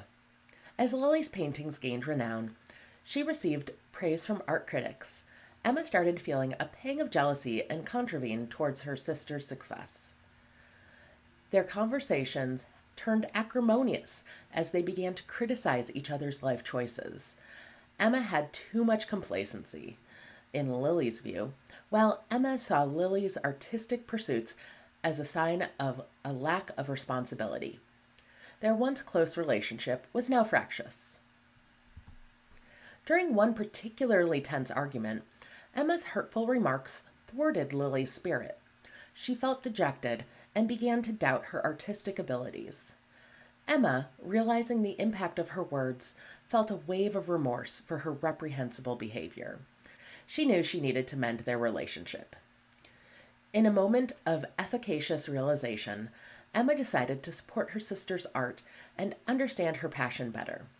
She visited Lily's studio and saw the dedication and hard work that went into making each painting. Emma's trepidation about embracing art slowly dissipated as she saw the beauty and emotion in Lily's creations. Gradually, the sisters reconciled, realizing that they didn't have to be the same or share the same dreams to love and respect each other.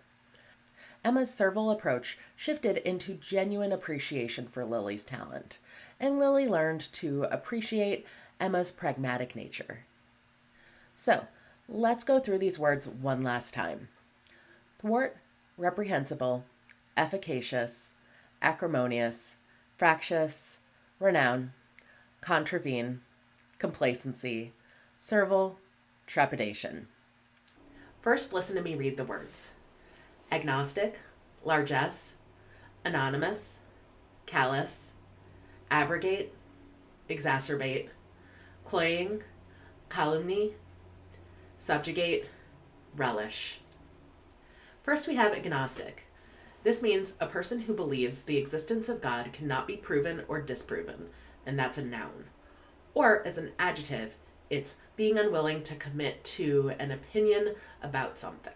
So it can have this literal sort of tie to this uncertainty about the existence of God, or you can use it in kind of a looser sense as an adjective by saying someone's agnostic about something, or simply uncertain about something. Examples here are, she adopted an agnostic stance, preferring to explore different spiritual paths without committing to any specific religious doctrine.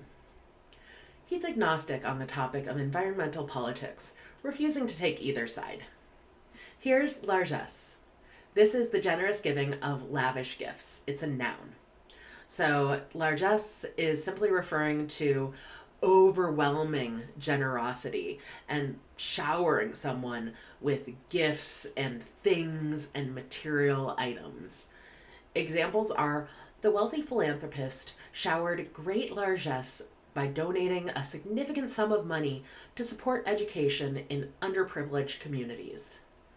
The king's largesse was renowned as he bestowed lavish gifts and generous grants to his loyal subjects. Anonymous, being unknown, unrecognized. It's an adjective. So this word is actually fairly common. People will post on online forums anonymously.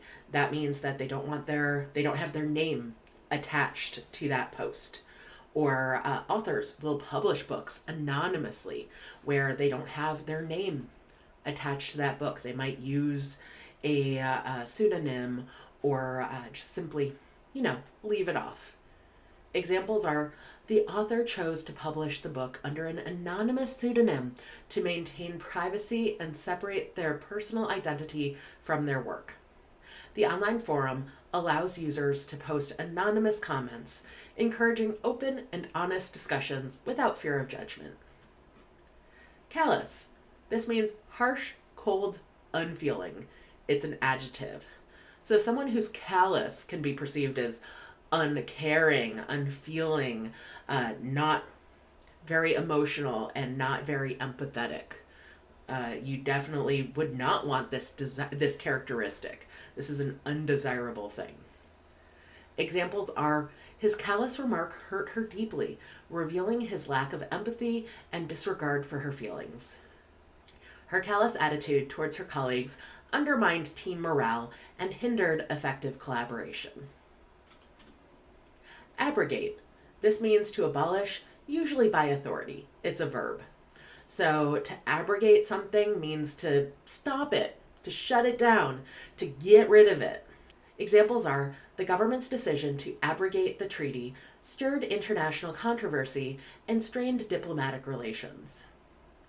The union threatened to strike if management attempted to abrogate the workers' rights and benefits. Exacerbate.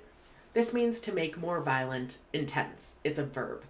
So to exacerbate something is to kind of amplify it, to make it more intense, to make it bigger, to make it worse if it's a problem. Examples are, the hot weather exacerbated my allergies, causing me to experience severe symptoms. His constant criticism and negative remarks exacerbated the already tense atmosphere in the office. Cloying. This means sickeningly sweet. It's an adjective. So this can be used to refer to someone who's, for example, very, very kind, almost to the point of being too kind, who's using terms of endearment like sweetie, baby, honey, all of those things. Those could be thought of as sickeningly sweet in sort of a cultural sense, or you can take this literally and refer to like a sugary candy as cloying. Examples are, the dessert was overly sweet and cloying, leaving me with a heavy sensation in my mouth. The story's predictable and sentimental plot was seen as cloying by many critics. Calumny. This means an attempt to spoil someone else's reputation by spreading lies, and it's a noun. So calumny is a very similar word to defamation. It's this act of trying to tear down someone's reputation to make them look bad. Examples are, she filed a lawsuit against the newspaper for publishing calumny about her business practices. He resorted to calumny to undermine his competitor's success, spreading malicious lies to gain an advantage. Subjugate. This means to bring under control, subdue. It's a verb. So the root sub means kind of under or below. So in the case of this word, to subjugate something is to kind of put it below you or put it below something else. So for example, a bad boss might subjugate their employee to kind of put them in their place or make them feel bad. All right. Hopefully none of us have bosses like that. Examples here are, the tyrant's goal was to subjugate the population and consolidate his power. The oppressive regime used violence and fear to subjugate its citizens and suppress dissent. Relish. This actually has two very different meanings. First, to enjoy is a verb. Second, it's a condiment eaten with plain food to add flavor as a noun. And I put a little picture of relish, at least the most typical American style of relish, right here. But we're going to focus kind of on this idea of enjoying something. So to relish something is to kind of take every moment of enjoyment out of it and take advantage of every little bit of enjoyment associated with that thing or experience. Examples are, she relished the opportunity to travel and explore new cultures. American relish is typically made from pickled cucumbers. So let's do a story where we can practice with these words. I'll go ahead and read through it for us. Once a renowned tycoon known for his callous and cutthroat business practices, Greg found himself at a crossroads. The public perception of him was exacerbated by rumors of calumny tarnishing his image and reputation. Determined to repair the damage and regain his standing, he embarked on a path of redemption. Realizing his past actions had caused harm, Greg decided to abrogate his former ways. He chose to disassociate himself from his callous business ventures and instead focused on acts of largesse and philanthropy. Anonymous acts of kindness became his new modus operandi. Through philanthropic endeavors, Greg discovered a sense of relish and fulfillment. No longer driven solely by the pursuit of wealth, he found joy in making a positive impact on the lives of others. The cloying taste of his previous greed and ambition was replaced by a genuine desire to help those in need. The public's perception of Greg slowly began to shift. As news of his benevolent actions spread, people started to question their preconceived notions. The agnostic views he held in the past, indifferent to matters of faith, were eclipsed by the tangible good he was now doing in the world. Greg's journey to repair his image was not without challenges. He encountered those who sought to subjugate him, criticizing his motives and labeling his actions as mere attempts to save face. However, he remained steadfast and resolute, refusing to let their negativity deter him from his path to redemption. In the end, Greg's journey served as a reminder that change is possible even for those who have previously been callous and indifferent. So, let's read through these words one last time. Agnostic, largesse, anonymous, callous, abrogate, exacerbate, cloying, calumny, subjugate, relish. First, listen to me read the words. Potentate, igneous, dogmatic, appalling, fictive, usury, desolate, discrepancy, cumulative, concomitant. First, we have potentate. This is a monarch or ruler, especially an autocratic one, and this is a noun. So, for example, King Henry VIII of England, a historic king of England, would be a potentate. He had absolute control over the territory, and everyone viewed him as the source of authority in the country. Some examples here are the potentate ruled over the vast kingdom with absolute power and authority. The powerful potentate wielded their authority with an iron fist, commanding respect and fear. Next we have igneous, and this means of a rock formed by the solidification of magma or lava. It's an adjective. So it's a particular type of rock. It's a word that's used to describe the rock. Examples here are igneous rocks are formed from solidified lava or magma and have a coarse texture.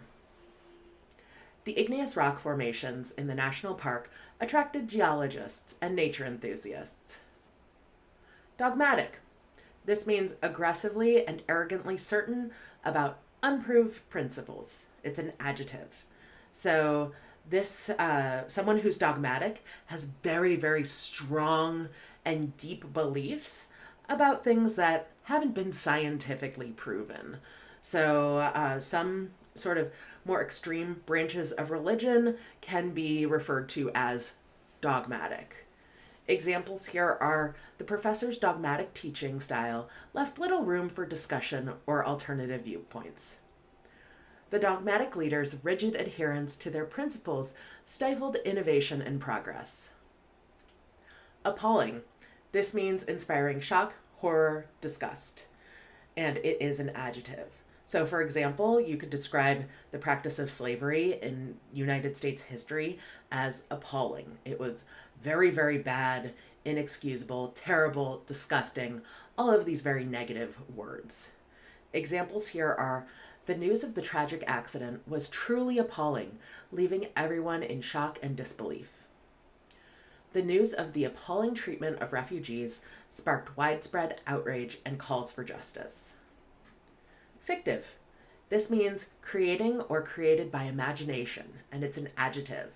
So something that's fictive has been made up. It's typically creative. It's something that is an elaboration or sparked by the mind. You can see the word fictive sounds a lot like the word fiction, and that's because they are related words. Examples here are the writer's fictive imagination knew no bounds, crafting captivating stories from the depths of their creativity. The novelist's fictive tales captured readers with their vivid descriptions and compelling characters. Usury. This means lending money at an unlawful or excessively high rate of interest, and it's a noun. So this is predatory lending. It's the practice of giving loans at very, very high interest rates that people would struggle to pay back. Examples here are many countries have laws in place to regulate usury and protect borrowers from unfair lending practices. Usury has long been a controversial issue as it can lead to debt cycles and financial hardships for borrowers. So this word can be pronounced in two ways. As an adjective, it's desolate, and as a verb, it's desolate.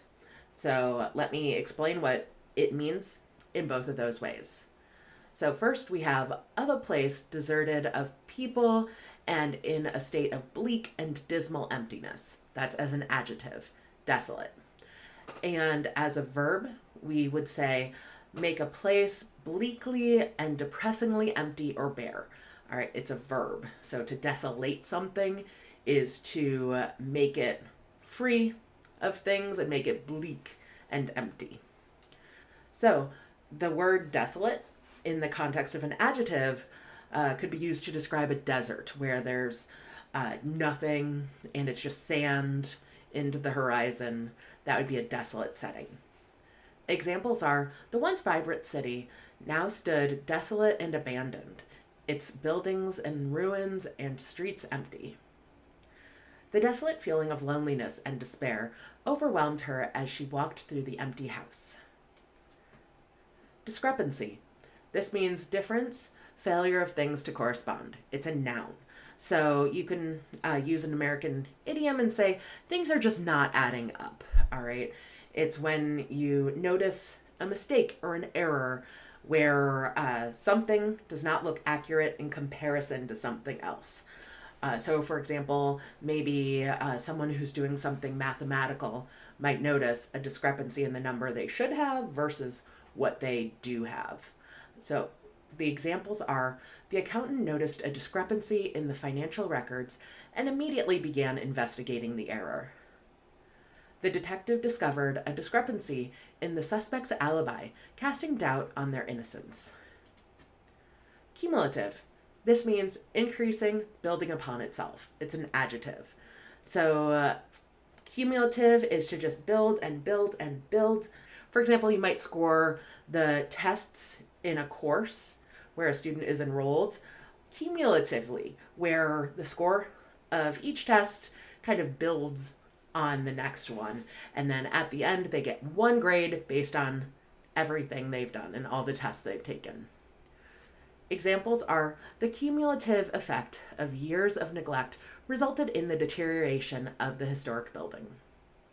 The cumulative sales of product steadily increased over time, surpassing all expectations. Concomitant. This means naturally accompanying or associated. As an adjective, a phenomenon that naturally accompanies or follows something. As a noun. So this word is actually a very difficult word to pronounce, but it is essentially the idea that it's something that goes along with something else. Examples here are the increased workload was a concomitant of the company's rapid expansion. The concomitant emotions of joy and relief overwhelmed her upon receiving the good news. Let's read through a story for practice. Once in a land ruled by a powerful potentate, the environment faced a dire threat. King James was known for his dogmatic views on progress and development, but turned a blind eye to the cumulative impact of human activities on the natural world. In a desolate part of the kingdom, there lay a forest, home to diverse flora and fauna. A nearby volcano resulted in numerous igneous rocks, but the volcano lay dormant and was no longer a threat to the forest. The real threat was King James's policies leading to environmental destruction. As the years passed, the concomitant effects of environmental degradation became apparent. The once vibrant landscape transformed into an appalling scene of pollution, deforestation, and species extinction. Yet, he remained steadfast in his beliefs, dismissing any discrepancy between his actions and the deteriorating state of the environment. Meanwhile, a group of passionate environmentalists sought to change the narrative. They refused to succumb to the king's dogmatic stance and instead employed creative and fictive methods to raise awareness. Their campaign highlighted the exploitation of natural resources for short-term gains and the urgent need to protect and restore the environment. The actions of the king were compared to usury, since both were rooted in deep exploitation. Their message resonated with the people, who began to realize King James's narrow-mindedness and the magnitude of the environmental crisis. Ultimately, the campaign was successful, and the people compelled King James to change his ways. With policy changes, the environment in the forest was able to flourish. So, let's read through these words one more time. Potentate, igneous, dogmatic, appalling, fictive, usury, desolate, discrepancy, cumulative, concomitant. First, listen to me pronounce the words: guile, ameliorate, erudite, solicitous, tenable, compensate, bashful, gratuitous, scrupulous, fetid. First, we have guile. This means deceitful, cunning, sly behavior. It's a noun. So this is someone who's using trickery, deceit, maybe someone who's wily, who's kind of using their intelligence and their creativity to do something that is unexpected. Examples here are: with her wit and guile, she managed to outsmart her opponents in the intense chess match. The spy's guile allowed him to infiltrate the enemy's headquarters undetected. Ameliorate. This means to improve. It's a verb. So typically, the word ameliorate is used to improve something that is in some way deficient or that needs to be helped. So you would ameliorate a problem. You would ameliorate a situation that's gone wrong. So examples are: efforts to ameliorate poverty include providing job opportunities and access to education. Planting trees can help ameliorate air pollution and create a healthier environment. Erudite. This means having or showing great knowledge or learning. It's an adjective. So you would expect a professor or a scientist or a lawyer, someone with high levels of education, to be an erudite individual, someone really, really smart. Examples here are: the erudite professor had a vast knowledge of literature and could quote famous authors effortlessly. Her erudite writing style impressed literary critics and earned her acclaim. Solicitous. This means characterized by or showing interest or concern. It's an adjective. So the word solicitous is very similar to the word solicit, and that means to ask and kind of be attentive to. So in the case of solicitous, it's someone who's interested, engaged, trying to find something out. Examples are: the nurse was solicitous, ensuring that every patient received the necessary care and attention. The hotel staff was solicitous, catering to the guests' every need to ensure a comfortable stay. Tenable. This means capable of being maintained or defended against attack or objection. It's an adjective. So you'd want something to be tenable. You want it to be capable of standing up against criticism or attack. So typically, a lawyer might want a tenable argument. That would be a strong argument that could be defended. Examples are: the argument presented by the lawyer was tenable, supported by strong evidence and logical reasoning. The company's financial position became tenable after implementing cost-cutting measures. Compensate. This means to make an appropriate payment for something. It's a verb. So you would compensate someone for their time. For example, you would compensate a hairdresser for giving you a haircut, or you would compensate someone, a caterer, for serving food at an event. It's simply to make that payment, and it's a verb. Examples are: the company offered a higher salary to compensate for the employee's extra workload. He tried to compensate for his mistake by apologizing and offering to make amends.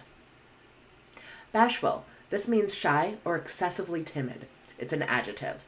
So someone who's bashful doesn't want to be seen in public. They want to kind of be hidden away. They feel nervous to interact usually. And in the movie Snow White, one of the 7 dwarves is named Bashful, and he turns red. His cheeks turn bright red when he talks to other people because he's so nervous. She felt bashful when receiving compliments and often blushed in response. The bashful teenager had a difficult time speaking in public and preferred to keep a low profile. Gratuitous. This means uncalled for, unwarranted. It's an adjective. So this means too much of something, or something that people are judging is too much or unnecessary. I know Critics will talk about gratuitous violence in video games, and what they're saying is that there's too much, or it's really unnecessary to have that level of violence in those video games. Examples are the movie included gratuitous violence that seemed unnecessary to the plot. The restaurant served complimentary dessert as a gratuitous gesture of appreciation. Scrupulous. This means diligent, thorough, and extremely attentive to details. It's an adjective. So someone who's scrupulous is meticulous. They're paying attention to all of the important things. This is generally kind of a positive thing. You want someone who's scrupulous and paying attention. Examples are, the lawyer was known for his scrupulous attention to detail in reviewing legal contracts. The accountant maintained scrupulous records to ensure financial transparency. Fetid. This means smelling extremely unpleasant. It's an adjective. So this is something that's really stinky. It doesn't smell good. All right, you'd think of garbage, rotting eggs, sulfur, all of those, fetid. Examples here are, the abandoned building emitted a fetid odor, a mix of decay and stagnant water. The stagnant pond was filled with fetid water and was best avoided. So let's do a story where we can practice with these words. I'll go ahead and read it for you. In the dark alleyways of the city, Marcus, a loan shark known for his guile and ruthlessness, was on a mission to collect a debt. He approached a dilapidated building where his debtor, Vincent, resided. As Marcus entered the dimly lit apartment, he noticed the dire living conditions and the fetid smell that hung in the air. Vincent, a bashful man with a troubled expression, was clearly struggling to make ends meet. Marcus couldn't help but feel solicitous for his desperate situation. Typically, Marcus's demeanor was both erudite and menacing. However, Marcus decided to ameliorate his approach out of empathy for Vincent. He explained the terms of the loan and the severe consequences of non-payment, hoping to instill a sense of urgency in Vincent. However, he also realized that Vincent's financial situation made it difficult for him to meet the obligations. Marcus, being scrupulous in his dealings, knew he had to find a tenable solution. He proposed a revised payment plan, offering Vincent an opportunity to compensate gradually over an extended period.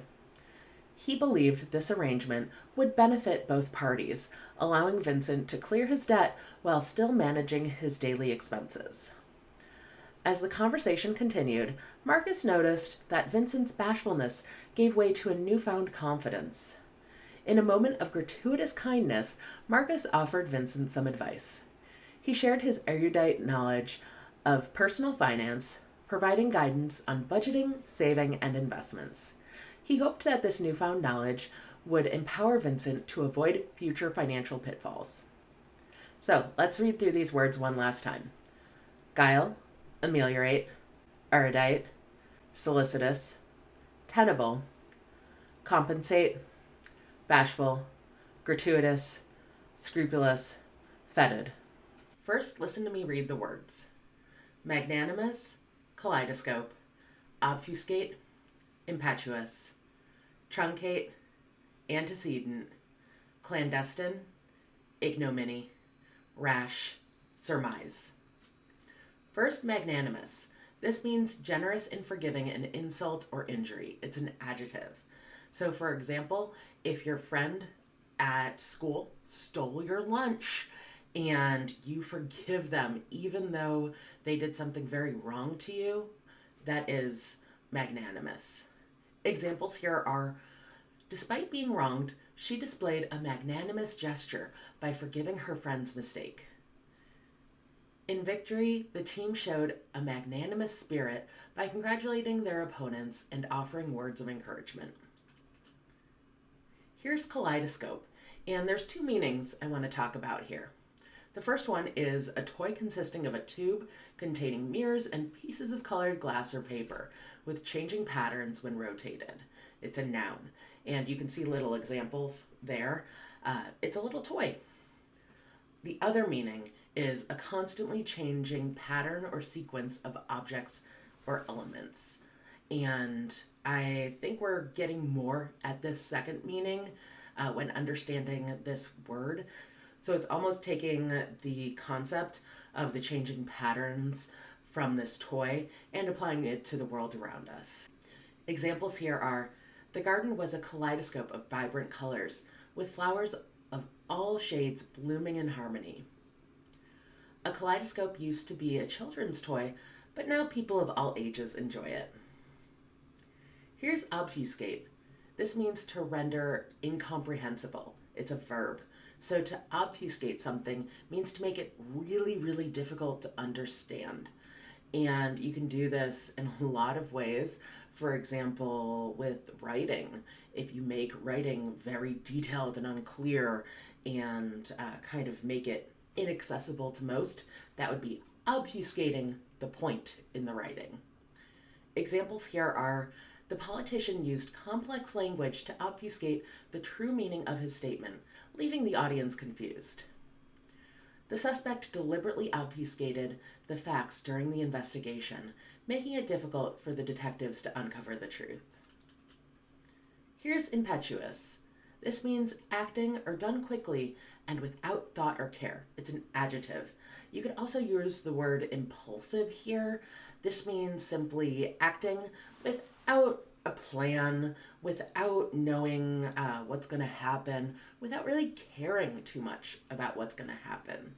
So examples here are: in a moment of impetuous decision-making, she booked a spontaneous trip to a tropical island without any prior planning. His impetuous outburst of anger led to regrettable consequences and damaged relationships. Truncate. This means to shorten by cutting off. It's a verb. So to truncate something means simply to kind of clip it or make it shorter.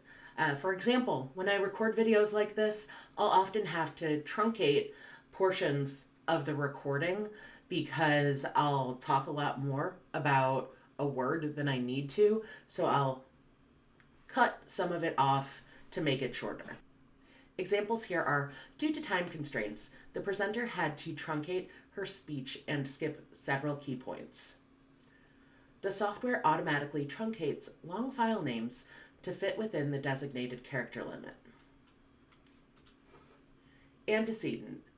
This means something that came before as a noun, or it could be used as preceding in time or order as an adjective, previous or pre-existing as an adjective.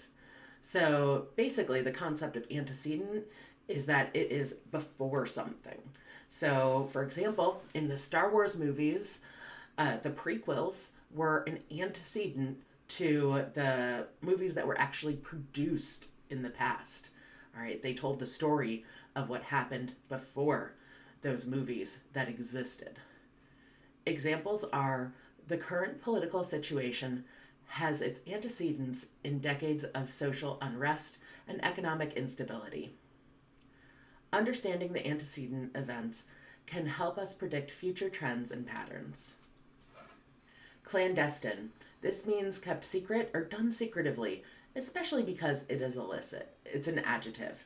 So if you're doing something wrong or something you would get in trouble for, that would be clandestine if you're trying to do it kind of secretly and on the down low. Examples are: the spy conducted clandestine operations to gather classified information without detection. The couple planned a clandestine elopement to avoid the disapproval of their families. Here's ignominy. This means public shame or disgrace. It's a noun.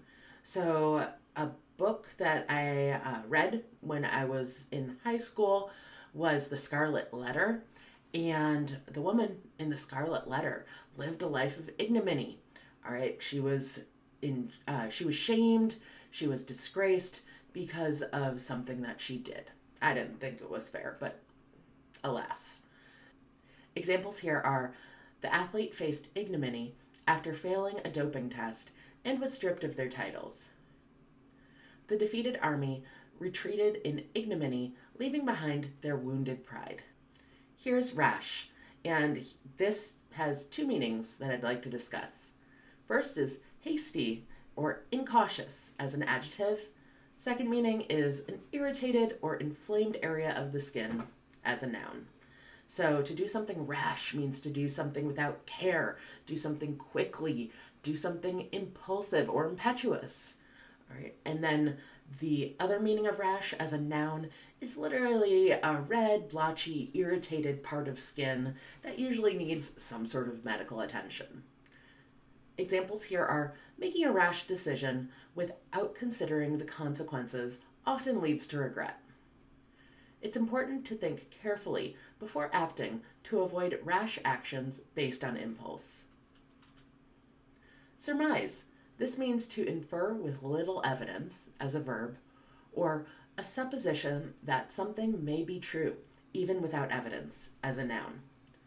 Examples here are, based on the available evidence, we can surmise that the suspect was at the scene of the crime. Without concrete information, we can only surmise the outcome of the upcoming election. So really, to surmise is to make an educated guess. It's to take what you have available and try to come up with what is the most likely outcome. So let's do a little story where we can practice with all of these words. I'll read through it for you. In the realm of philosophical discourse, Professor Alexander was known for his magnanimous spirit and unwavering pursuit of truth. His lectures were like a kaleidoscope of ideas, presenting a myriad of perspectives to his students. However, his philosophical musings often left some perplexed, as he tended to obfuscate simple concepts with complex language. One day, in an impetuous moment, Professor Alexander decided to truncate his lecture on existentialism and delve into the realm of moral philosophy. Little did he know that this hasty decision would bring forth a series of unexpected events. Behind closed doors, a clandestine group of students formed to challenge the professor's ideas. They felt that his teachings lacked clarity and resorted to secret meetings to discuss their dissenting views. The news of this clandestine group reached Professor Alexander, and he was initially filled with a sense of ignominy. How could his teachings be misunderstood? However, rather than reacting in anger or defensiveness, the professor took a moment to reflect. He realized that his rash decision to truncate the lecture had left room for misinterpretation. With renewed resolve, Professor Alexander embarked on a journey of self-improvement. He engaged in discussions with his students, acknowledging their concerns and surmising their motives. Through open dialogue and a willingness to learn, he transcended the ignominy of his previous missteps. Thus, the philosopher's story served as a lesson in humility and resilience. It revealed the importance of recognizing our antecedents both in thought and action, and how a genuine pursuit of truth can transform ignominy into enlightenment. So, let's read through these words one last time to practice the pronunciation. Magnanimous, kaleidoscope, obfuscate, impetuous, truncate, antecedent, clandestine, ignominy, rash, surmise. First, listen to me read the words. Query, refract, quarantine, emollient, zodiac, refurbish, strenuous, insidious, amenity, modulate. Query. This means a question, especially one addressed of an official or organization, as a noun. It can also, as a verb, mean ask a question about something. So when you refer to a query, it's basically referring to a question, or to query something is to ask a question. So examples here are, I have a query regarding the deadline for submitting the project. Could you please clarify? She raised her hand to ask a query during the lecture. Refract. So this can be of water, air, or glass, and it means to make a ray of light change directions when it enters at an angle. And it is a verb. So think of prisms think of light bending, and that is the essence of refract. Examples here are the light refracted through the prism, creating a beautiful display of colors on the wall. The light refracted as it passed through the water, creating mesmerizing patterns on the pool floor. Quarantine. What this means is it's a state, period, or place of isolation in which people or animals that have arrived from elsewhere or been exposed to infectious or contagious disease are placed, and that is as a noun. If you want to use it as a verb, it means the act of placing a person or animal into quarantine. So this word is definitely known by a lot more people than it used to be, because we used it a lot during the height of the COVID-19 pandemic. To quarantine is basically to isolate for the protection of yourself and for others in society. So examples here are the health department imposed a quarantine on individuals who were exposed to the contagious disease. International travelers were required to undergo a mandatory quarantine upon arrival to prevent the spread of the virus. Here's emollient. This means make soft or supple as a noun, having the quality of softening or soothing, typically the skin, as an adjective. So you'll typically hear this in the context of balms or lotions or anything that really soothes the skin, but you can also think of words as an emollient for someone who is agitated, anything that has a calming and soothing effect. Examples here are the emollient lotion provided relief and soothing hydration to my dry skin. The emollient oil provided deep nourishment to the dry and brittle hair. Zodiac. So the literal meaning of zodiac is a belt of the heavens within about 8 degrees either side of the ecliptic, including all apparent positions of the sun, moon, and most familiar planets. So typically, culturally, when people are referring to the zodiac, especially in America, they're referring to the sign that corresponds with your birthday. So for example, there's Aries, Taurus, Cancer, many different types of astrological signs. Examples here are many people believe that the zodiac can provide insights into their future and personality traits.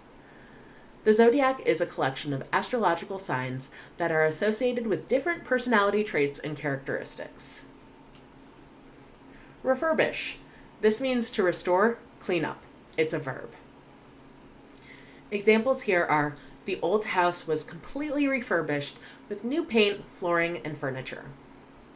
The hotel underwent a refurbishment to upgrade its facilities and provide a better experience for guests.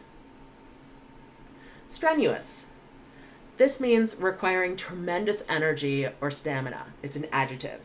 So recently, someone invited me to go on a hike, and I thought it was going to be a nice, pleasant, easy hike. No, it turned out to be a very strenuous hike. There were lots of rocks and lots of climbing, lots of narrow passageways.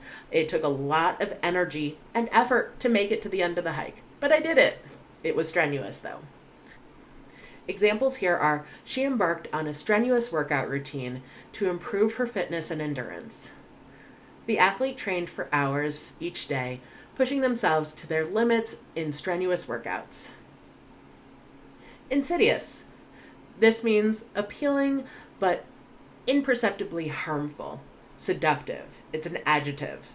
So something that's insidious is kind of sneaky almost. It seems fantastic, it seems really good, but it is actually going to harm you or be problematic. Examples are the insidious disease spread silently, with people unaware of its presence until symptoms appeared. The insidious effects of pollution slowly degraded the environment, causing long-term damage. Amenity. This is an item that increases comfort. It's a noun.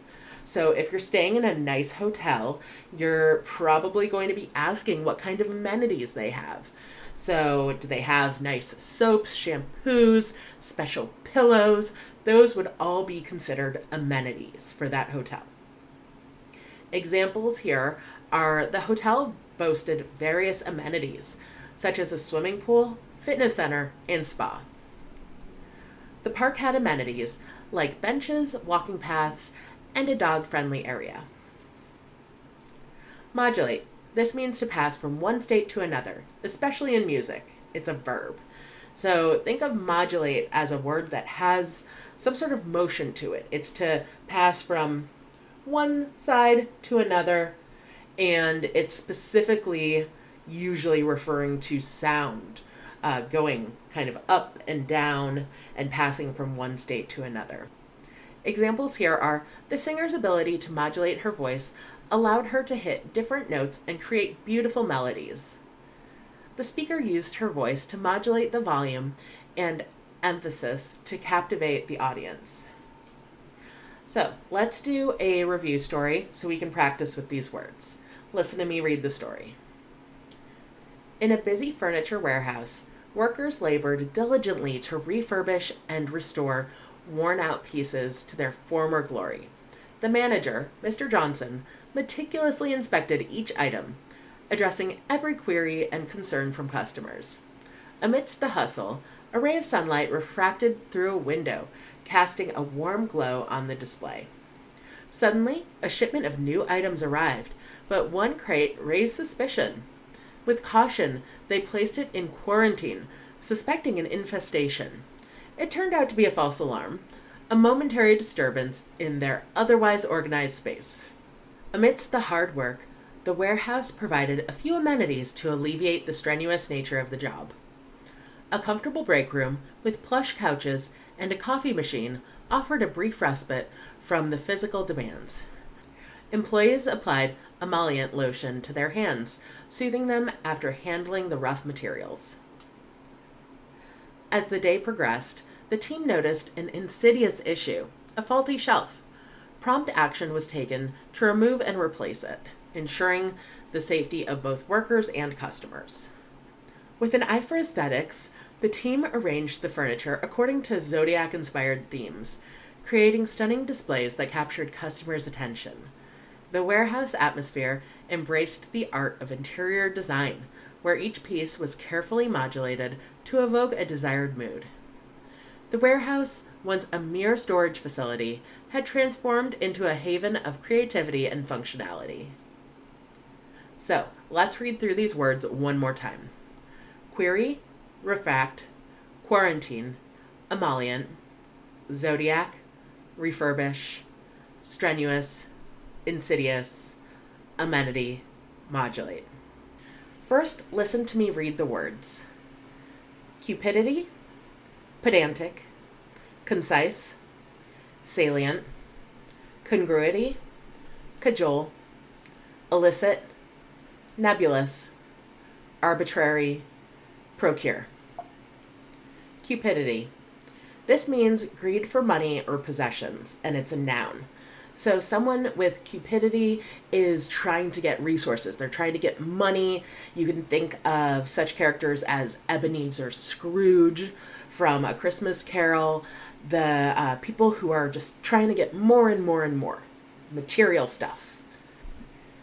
Examples here are cupidity can lead to unethical behavior and a disregard for others' well-being. The allure of material wealth often fuels cupidity, driving individuals to prioritize personal gain over moral values. Pedantic. This means overly concerned with minor details or rules. Showing off one's knowledge. It's an adjective. So a professor who explains things in complicated ways would be described as pedantic. So someone who clings onto details and gives information in a very detailed and excessive way could be described as such. Examples here are some individuals have a pedantic nature. always striving to showcase their knowledge and correct others on even the smallest details. While attention to detail is important, being excessively pedantic can hinder effective communication and collaboration. Concise. This means brief and direct in expression. It's an adjective. So to be concise is the opposite of being verbose. Concise means to simply express what you're trying to say in the shortest, quickest, simplest way. Examples here are: being concise in communication involves expressing ideas or information clearly and succinctly. A concise message is focused on avoiding unnecessary details or lengthy explanations. Salient. This means most noticeable or important. It's an adjective. So something that's salient is the important element of whatever you're observing or that you're hearing about. The salient thing is the point of whatever it is that's being discussed. Examples here are: salient points or features are those that are the most significant, relevant, or prominent in a given context. In written communication, identifying and emphasizing the salient information helps convey the main idea effectively. Congruity. This means the quality of being in agreement. It's a noun. So you definitely want to be in congruity with someone who is on your team, who you're working with.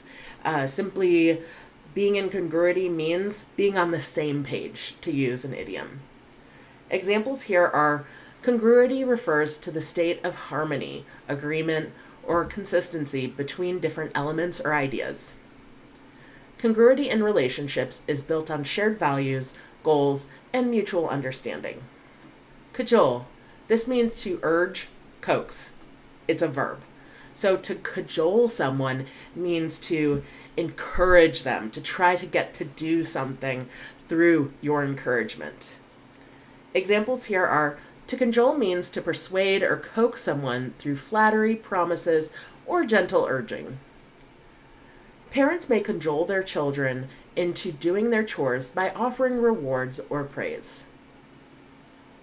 Illicit. This means forbidden by law, rules, or custom. It's an adjective. So something that's illicit is, in a lot of ways, bad. It's forbidden. You shouldn't be doing it. It's taboo. And I've heard of people having illicit affairs. That means that it's breaking the societal rules to go off and have an affair with someone else outside of a relationship or marriage. All right. Examples here are: illicit refers to something that is forbidden by law, rules, or social norms. In professional settings, engaging in illicit practices, such as fraud or embezzlement, can result in severe penalties. Nebulous. Vaguely defined, and this is an adjective. So something that's nebulous is very hard to pin down. It's very hard to come up with a definition for it. It's vague, difficult to understand. Examples here are: nebulous describes something that is unclear, vague, or lacking definitive form or boundaries. A nebulous memory may be difficult to recall or grasp as it lacks clear details or context. Arbitrary. This means based on factors that appear random. It's an adjective.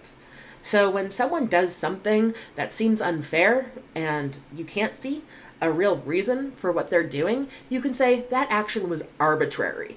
I don't see a reason you did that.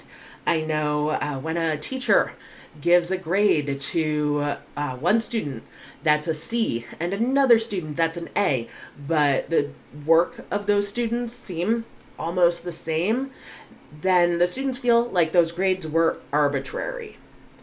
Examples here are: the teacher's arbitrary grading system frustrated students as it seemed to lack fairness and consistency. Some people believe that certain societal norms and standards are arbitrary and should be questioned or challenged. Procure. This means to obtain, especially with care or effort. It's a verb. So to procure something is to get something, but through special effort. Examples here are to procure means to obtain or acquire something, often through effort or negotiation. In some countries, it can be challenging to procure essential resources, such as clean water or medical supplies. So, let's do a review story where we can hear all these words in context for extra practice. Listen to me read the story. Two prominent business tycoons, Mr. Caldwell and Ms. Chambers, engaged in a high-stakes contract negotiation. Cupidity drove both parties as they sought to maximize their profits and gain the upper hand.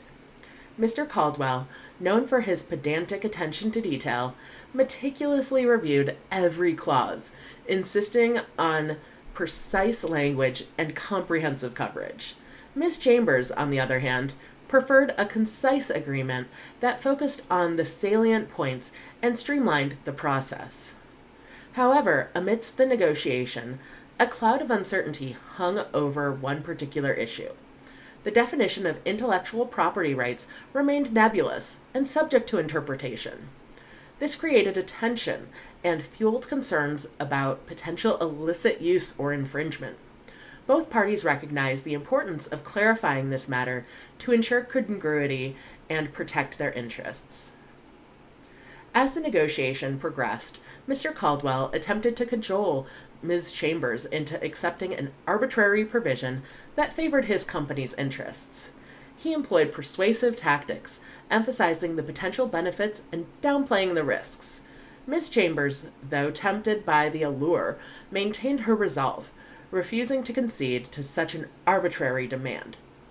Realizing the impasse, the two negotiators agreed to seek assistance from a legal expert.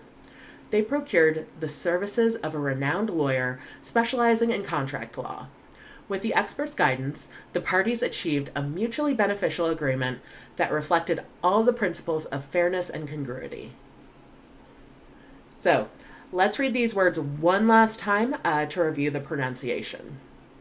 Cupidity, pedantic, concise, salient, congruity, cajole, illicit, nebulous, arbitrary, procure. First, listen to me pronounce the words. Virtuoso, sedentary, plethora, coalesce, eccentric, remonstrate, effigy, solipsistic, augment, libertarian. First, virtuoso. This is one who excels in an art, a highly skilled musical performer, as a noun. So you can think of Mozart, Beethoven, all of those classical sort of piano players from long ago. You can think of them as virtuosos, but then also in a modern context, someone who is amazing at their instrument or amazing with their musical performance would be a virtuoso. Examples here are the virtuoso pianist effortlessly played the complex piece, captivating the audience with their skill and artistry. He is widely regarded as a virtuoso in the field of sculpture, creating intricate and lifelike masterpieces. Sedentary. This means sitting too much, somewhat inactive. It's an adjective. So office work, where you're doing sort of administrative paperwork, computer work, can be quite sedentary if you just sit there all day. So oftentimes businesses will try to incentivize their employees to get up and move for their health. Examples are a sedentary lifestyle characterized by prolonged sitting and limited physical activity can have negative effects on one's health. Incorporating physical activity into a sedentary routine can help improve cardiovascular health and overall well-being. Plethora, an abundance, excess. It's a noun. So plethora means to have a lot of something. For example, you'd think that dresser behind me would be filled with clothes, and it does have some clothes, but it's mostly notebooks. I have a plethora of notebooks because I just can't get enough of them. All right. Examples here are the library offered a plethora of books, catering to a wide range of interests and subjects. The conference featured a plethora of renowned speakers, each offering unique insights and expertise. Coalesce. This means to come together to form one mass or whole. It's a verb. So you can think of it in kind of a literal sense, where things are literally coming together and joining up, or in more of a more metaphorical sense, where you're trying to coalesce ideas, thoughts, and just generally things within an organization or a community to coalesce. Examples here are the team members' ideas began to coalesce, leading to a well-rounded and comprehensive project plan. Over time, the scattered elements of the painting started to coalesce into a harmonious composition. Eccentric. This means unconventional and slightly strange. It's an adjective.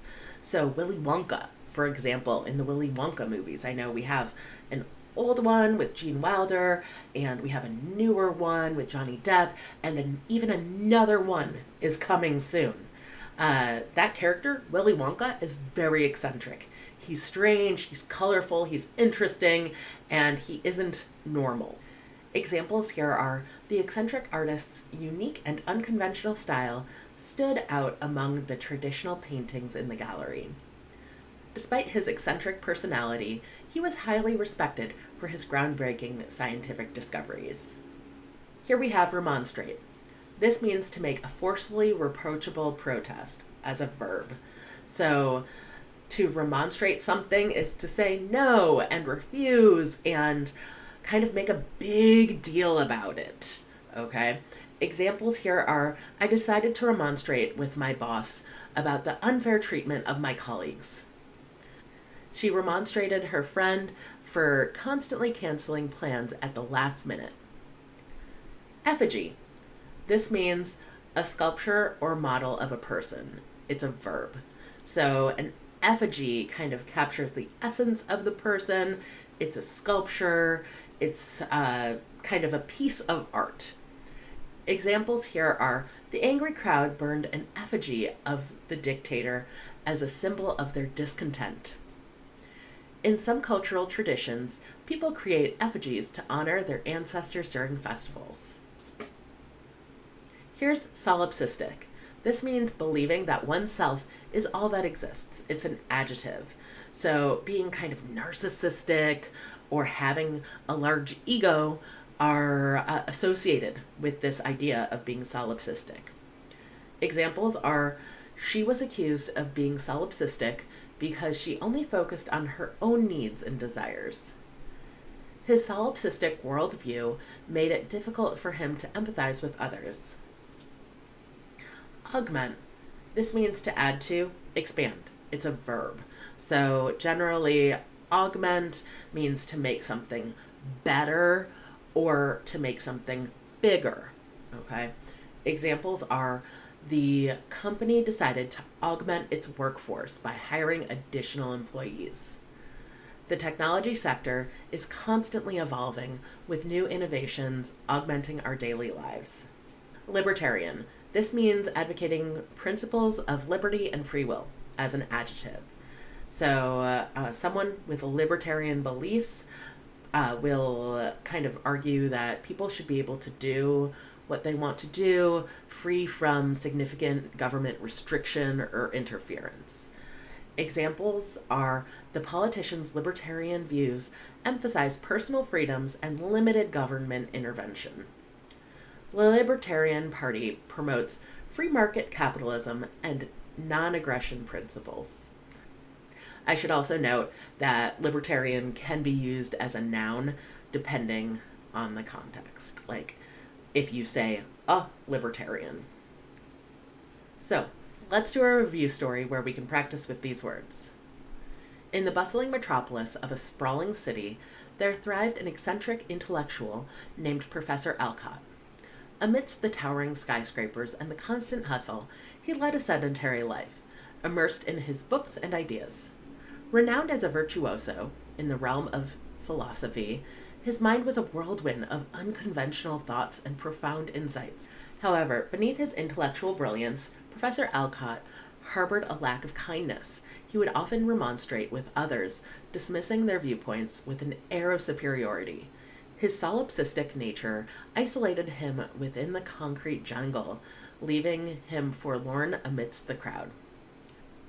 One fateful day, as he navigated through the streets, Professor Alcott stumbled upon an unusual sight. An effigy of himself stood tall in the heart of the city, a stark reminder of the impact his haughty behavior had on those around him. It was a wake-up call for the eccentric professor. Determined to change, Professor Alcott embarked on a transformative journey.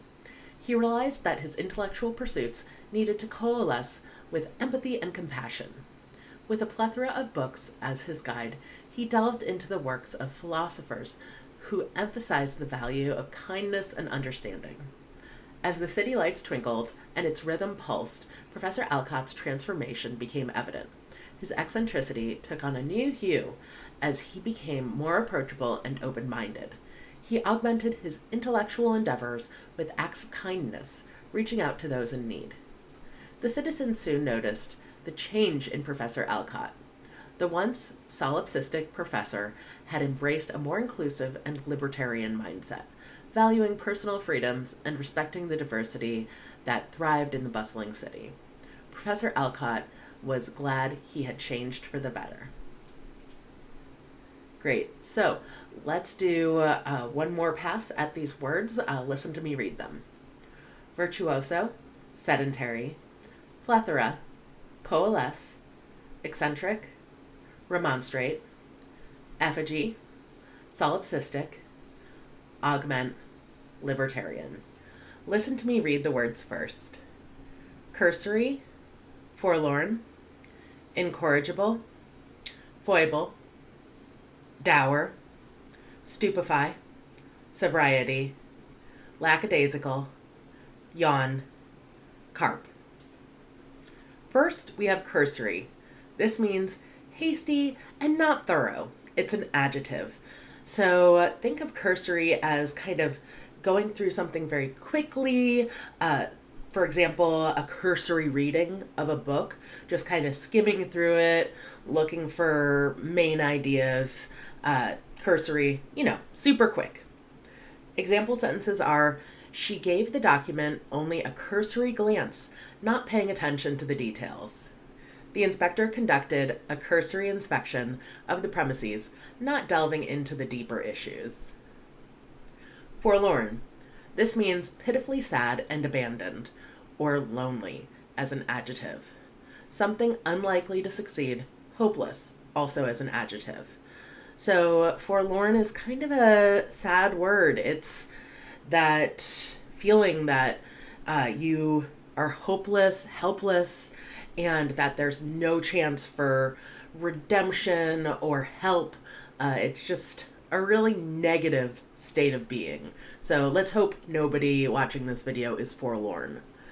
Examples are, as the sun set, the forlorn figure stood alone on the deserted beach, feeling lost and abandoned. With no one to turn to, she felt forlorn and isolated, longing for companionship. Incorrigible. This means of a person or their tendencies, not able to be corrected, improved, or reformed, as an adjective. So this is a person or a person's tendencies or qualities that are just permanent. They're not going to be changed. Nothing you can do is going to change how that person is. I know in movies and TV shows, often characters have arcs where they go through changes, but often the villain doesn't end up changing. They're just consistently evil. You would think of these villains as incorrigible, like Gaston in Beauty and the Beast. He is incorrigible. Examples here are, her stubborn and incorrigible attitude made it difficult for others to change her mind. The incorrigible gossip spread like wildfire, causing harm and distress to those involved. Foible. This is a minor weakness or character flaw. It's an adjective. And I usually think of foibles as endearing because they're not that bad. You could think of this also as a quirk, but foible does have a slight connotation that it's a flaw or something negative. So, for example, I would say one of my foibles is that I make a lot of lists. I can't really do much without my lists. That's a minor weakness, my failure to be spontaneous. Examples here are everyone has their own foibles and quirks that make them unique. She accepted her husband's foibles, knowing that nobody is perfect. Dour. This means stern, joyless. It's an adjective. So someone dour will have a stern look on their face. They're not happy. They're kind of cranky. You could think of kind of in those old Victorian movies, like the old widow who hates everyone as kind of a dour character. Examples are the dour expression on his face hinted at his gloomy and serious disposition. The dour supervisor rarely smiled and was known for his strictness. Here's stupefy.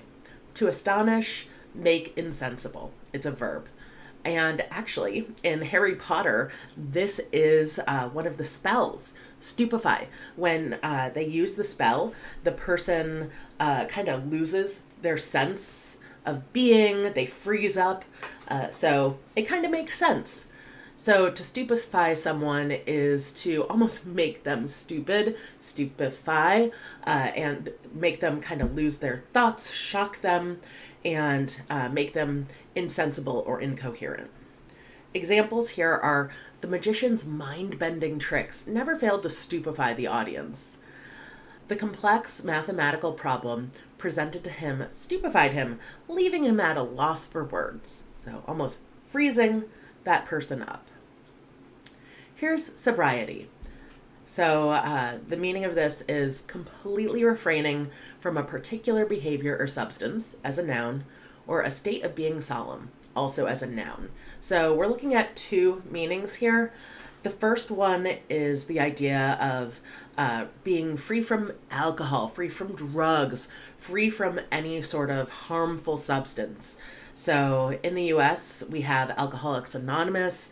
People will celebrate their sobriety for a month, a year, 5 years, and mark that those milestones of refraining from those substances. And then the second meaning is just kind of being sober or being in a state of sobriety where you're solemn, you're not joyful, you're very serious. So at a funeral, you would expect a certain level of sobriety from the attendants. Examples are, after years of struggling with addiction, he finally achieved sobriety and embraced a healthier lifestyle. He approached life with sobriety, making well-thought-out decisions and avoiding reckless behavior. Lackadaisical. This means lacking enthusiasm and determination. Carelessly lazy, as an adjective. So someone who's lackadaisical isn't trying that hard. They're just kind of going along with the flow. So they're not excited and they're not really making much of an effort. Examples are the lackadaisical attitude of the employees reflected poorly on their work ethic and productivity. The team's lackadaisical defense allowed the opponent to score easily. So, yawn. This means to open one's mouth wide and inhale deeply due to tiredness or boredom, like this. All right. And you can refer to a yawn as a noun, or it is an action. So it can be a verb as well, where you are yawning, or look at him yawn. Examples here are, as the lecture dragged on, students couldn't help but yawn, struggling to stay engaged. The boring movie elicited frequent yawns from the audience. Here's carp, and this has two meanings. A type of freshwater fish as a noun, or to annoy or pester as a verb. So you can see I put a picture of a carp right there. That's the fish. But to carp or to carp on someone is to just poke and poke and poke and try to get them to do something or say something just to pester and annoy. Examples here are, I'm trying to fish for carp, but I keep catching bass. The disgruntled employees constantly carp about the company's policies and practices. So, let's read through a review story where we can practice these words. I'll read through it so you can hear. In a bustling school, there was a student named Alex who had a reputation for his lackadaisical approach to studies. He often completed assignments in a cursory manner, neglecting to pay attention to important details. His teachers and classmates saw him as incorrigible, believing he would never change his careless ways. One day, during a particularly forlorn moment, Alex realized the consequences of his attitude. His grades plummeted, and he felt a deep sense of disappointment with himself. Determined to turn things around, he decided to confront his foible head on and learn from his mistakes. With newfound determination, Alex embarked on a journey of self-improvement. He embraced sobriety in his studies, devoting more time and effort to each assignment. Gone were the days of yawning through lectures. Now he actively participated, eager to absorb knowledge. As time went by, Alex's transformation stupefied those around him. His dedication and newfound focus became evident in his improved grades and insightful contributions to class discussions. No longer seen as dour and lackadaisical, he became a role model for others. Through his journey, Alex realized that learning from his mistakes was tantamount to personal growth. He refused to carp about his frustrations and instead embraced the challenge as an opportunity to grow. So, let me read these words one last time so you can hear the pronunciations again. Cursory, forlorn, incorrigible, foible, dour, stupefy, sobriety, lackadaisical, yawn, carp. First, listen to me read the words. Increment, ostentatious, officious, foster, tantamount, bourgeois, tout, fortuitous, obstinate, duress. Increment first. It means an increase or addition, especially one of a series on a fixed scale. It's a noun. So you can think of increment as little steps, up or down, in fixed amounts. So examples here are, a company decided to increase the prices of its products in small increments to manage the impact on customers. The student's knowledge and skills improved through incremental learning and regular practice. Here's ostentatious. This means characterized by vulgar or pretentious display. It's an adjective. So something ostentatious is over the top. It's too much. I got to visit the Biltmore Estates in North Carolina, and wow, that was ostentatious. It was owned by one of the richest families in the country, and there was just so much lavish stuff in terms of decor, so that was ostentatious. Examples here are, the celebrity arrived at the red carpet event in an ostentatious gown that turned heads. His ostentatious display of his expensive car and designer clothes was meant to impress others. Here's officious. This means offering one's services when they are neither wanted nor needed. It's an adjective. So you could think of this as butting in and meddling. Being officious is basically a kind of undesirable thing. It's sticking your nose where it doesn't belong, to use an idiom. Examples here are, she became officious during the meeting, taking control of the conversation and dominating the discussion. The officious security guard insisted on checking everyone's bags, even though it was unnecessary. Here's foster. This means encourage or promote the development of something, as a verb. Or bring up a child that is not one's own by birth, a verb. So to foster means to encourage, nurture, and help grow something or someone.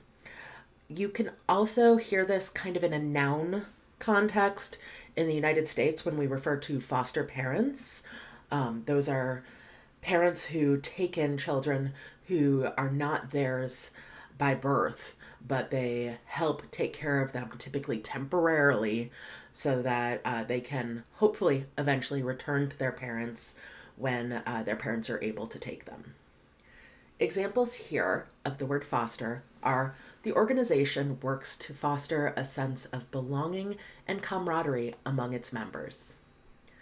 The mentor played a crucial role in fostering the professional development of the young entrepreneur. Next, we have tantamount.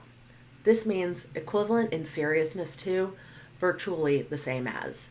It's an adjective. So something that's tantamount is the same as something else. And I do hear this word a lot. It just means this is the same as something else. Examples here are: sharing confidential information without permission is tantamount to betrayal of trust. The successful completion of the project was tantamount to meeting the client's expectations and achieving high-quality results. Here's bourgeois. It means of or characteristic of the middle class, materialistic, as an adjective. A middle class capitalist person, as a noun.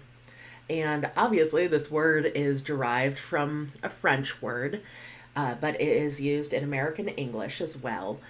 And I actually, with my friends, will call things bougie, which is kind of a shortened word. I don't think it's an actual word, but we'll say things are bougie because they reflect the bourgeois. And also, even though we're referring to the middle class here, when we hear middle class, we're thinking more upper middle class, or those who are well off or fairly stable. Examples are: the neighborhood was filled with bourgeois families who lived in large houses. He prided himself on bourgeois values of hard work, responsibility, and financial stability. Next, we have tout. This means attempt to sell something by aggressively pestering or promoting. It's an adjective. So trying to put something out there in a way that's abrasive or annoying would be touting. Examples are: the company hired influencers to tout their new product on social media and generate a buzz. The tour guide eagerly touted the historical significance of the ancient ruins. Fortuitous. This means happening by chance, often lucky or fortunate. It's an adjective. So fortuitous means typically something positive, and it's that you got lucky. Something good happened because of good fortune. In Italian, bona fortuna. All right, happening by chance. Examples here are: the rain stopped just in time for the outdoor wedding, creating a fortuitous moment of clear skies. The fortuitous discovery of the rare artifact in the attic brought unexpected joy to the family. Here's obstinate. This means not yielding easily, stubborn. It's an adjective. So someone who's obstinate is not going to change their mind. They're not going to do what someone else wants them to do because they're stubborn and they're digging their heels in, to use an idiom. Examples here are: the obstinate child refused to eat her vegetables and threw a tantrum at every meal. He persisted in his obstinate behavior, ignoring the advice and warnings of others. Here's duress. This means threats, violence, constraints, or other action brought to bear on someone to do something against their will or better judgment. It's a noun. So doing something under duress is doing it unwillingly, but because you know something bad will happen if you don't do that thing. Examples are: the confession was made under duress as the suspect was subjected to intense interrogation tactics. The employee felt compelled to work extra hours under duress from their demanding boss. So, listen to me read a story so we can practice the words. As the clock ticked, Mark sat in a dimly lit interrogation room, his heart pounding with each passing second. Detective Collins, an officious and relentless investigator, entered the room, exuding an air of authority. With an ostentatious display of power, he positioned himself across from Mark, ready to extract the truth. In a moment of fortuitous timing, Mark decided to divulge the details of his involvement in the crime. The weight of the guilt had become tantamount to the burden of hiding the truth. With each word spoken, an increment of relief washed over him, as if a heavy weight was slowly being lifted from his shoulders. Detective Collins, known for his bourgeois demeanor, listened attentively, occasionally interrupting to tout his investigative skills. His officious nature was evident in the sharpness of his questions, and the persistence with which he pursued the truth. Mark, however, remained obstinate in some details, refusing to provide crucial information that could further incriminate him. Under the duress of the situation, Mark's confession fostered a new dynamic. The once impenetrable barrier of silence was shattered, allowing the truth to flow freely. It was a moment of vulnerability, as Mark relinquished his secrets, knowing the consequences that awaited him. With the confession now obtained, the interrogation room took on an atmosphere of both closure and uncertainty. Mark knew that this was only the beginning. So, listen to me read these words one last time. Increment, ostentatious, officious, foster, tantamount, bourgeois, tout, fortuitous, obstinate, duress. First, listen to me pronounce the words. Beguile, adumbrate, grandiloquence, raucous, knell, extraneous, odious, preclude, implacable, abhor. First, we have beguile. This means to trick, deceive. It's a verb. So to beguile means to convince someone of something that isn't quite true. Usually it has a connotation of kind of using your charms or your wit or something about you to accomplish some sort of agenda. Examples here are the cunning thief used his charm to beguile the security guard and gain access to the museum. The magician's tricks and illusions were intended to beguile and amaze the spectators. Next, we have adumbrate. This means to report or represent in an outline. It's a verb. So this means to basically hint at in a way that sketches something out, to give almost foreshadowing of what's to come. Examples here are the dark clouds adumbrate the approaching storm, casting a shadow over the sunny day. The professor briefly adumbrated the topic in the lecture, providing a general overview before delving into the details. Next, we have grandiloquence. This means lofty, pompous language. It's a noun. And it's kind of ironic because this word is lofty and pompous language. It means being very verbose and using words that are larger than necessary or more complex than necessary. Examples are the author's use of grandiloquence in his writing created a sense of grandeur and drama. The motivational speaker's grandiloquence stirred up emotions and inspired the audience to take action. Here's raucous. This means making or constituting a disturbingly harsh or loud noise. It's an adjective. So someone who's making a raucous is making noise, and it's a very undesirable noise. So a house party late at night by a bunch of hooligans, young people who are out there partying. Someone who's older or doesn't like noise might say, That's a really raucous party, all right? Disturbingly loud party. Examples here are the raucous party next door kept me awake all night with loud music and boisterous conversations. The raucous cheering of the fans echoed through the stadium as their team scored a winning goal. Knell, the solemn sound of a bell, often indicating a death. It's a noun.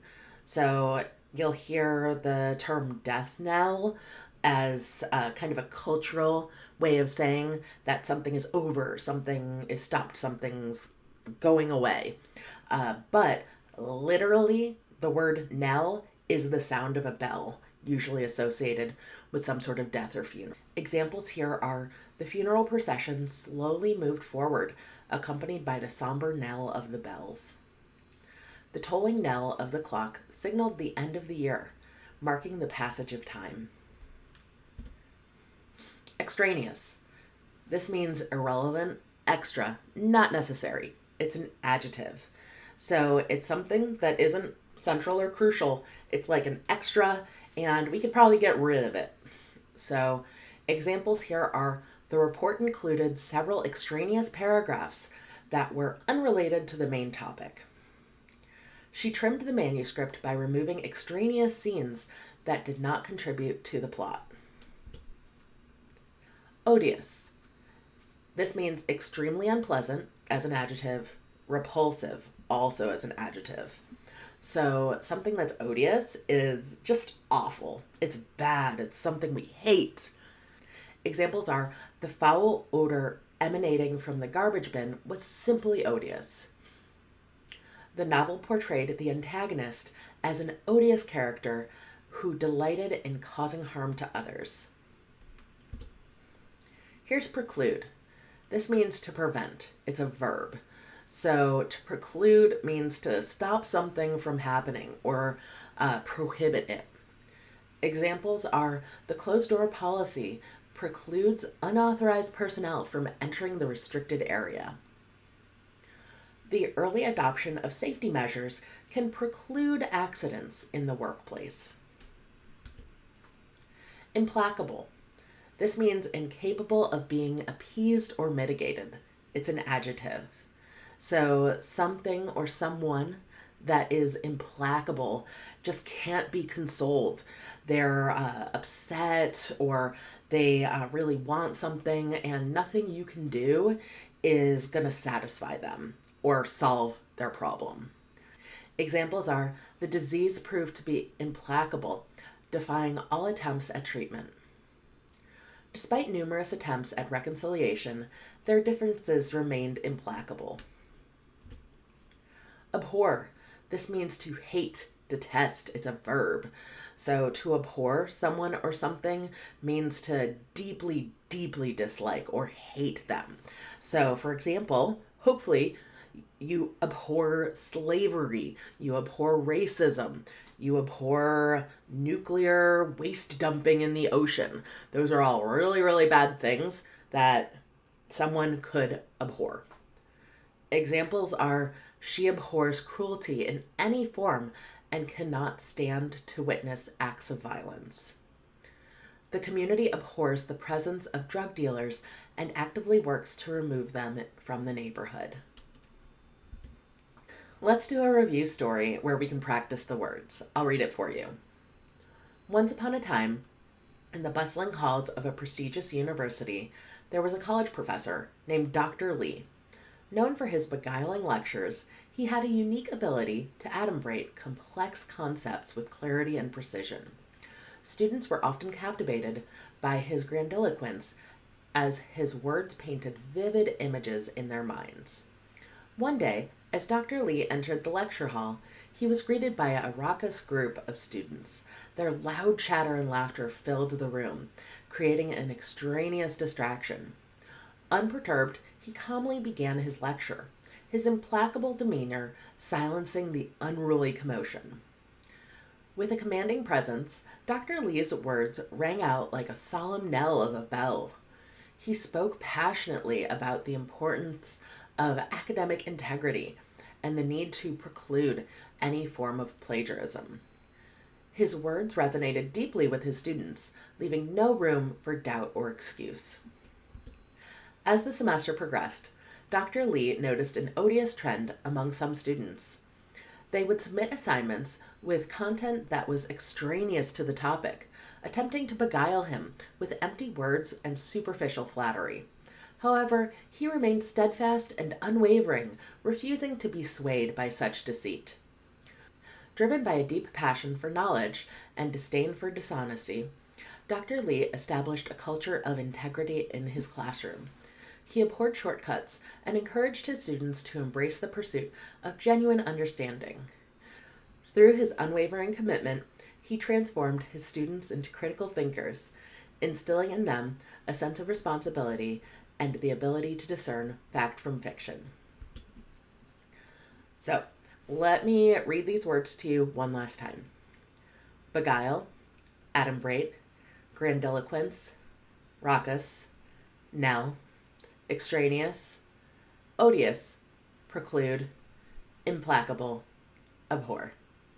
First, listen to me pronounce the words. Pillage, capitulate, mutable, copious, torment, immerse, expunge, archaic, discomfit, paragon. First, pillage. This means to seize or plunder, especially in war. It's a verb. So this word in particular tends to be associated with pirates. Pirates would seize or search or plunder for treasure, for gold, and it was often in the context of an attack or something, illegal. So pillaging is definitely a pirate thing, but it can be used in a lot of different ways. Examples here are the invading army swept through the town, pillaging homes and businesses. Historically, Viking raiders were notorious for their pillaging of coastal villages. Capitulate. This means to cease to resist an opponent or an unwelcome demand as a verb, or surrender as a verb. So capitulate is basically the idea of giving up and letting someone else either have their way or have control. It is like this as a form of surrender. Examples here are the company had no choice but to capitulate to the demands of the striking workers. Faced with overwhelming opposition, the general made the difficult decision to capitulate. Mutable. This means able to change as an adjective. So someone or something that's mutable is able to go from one state to another state or make small adjustments. So you would say maybe someone's political views are mutable in that they are going to evolve and change over time, possibly. Examples here are public opinion on the issue is mutable and influenced by new information. The mutable nature of technology requires constant adaptation and learning. Copious. This means profuse, abundant. It's an adjective.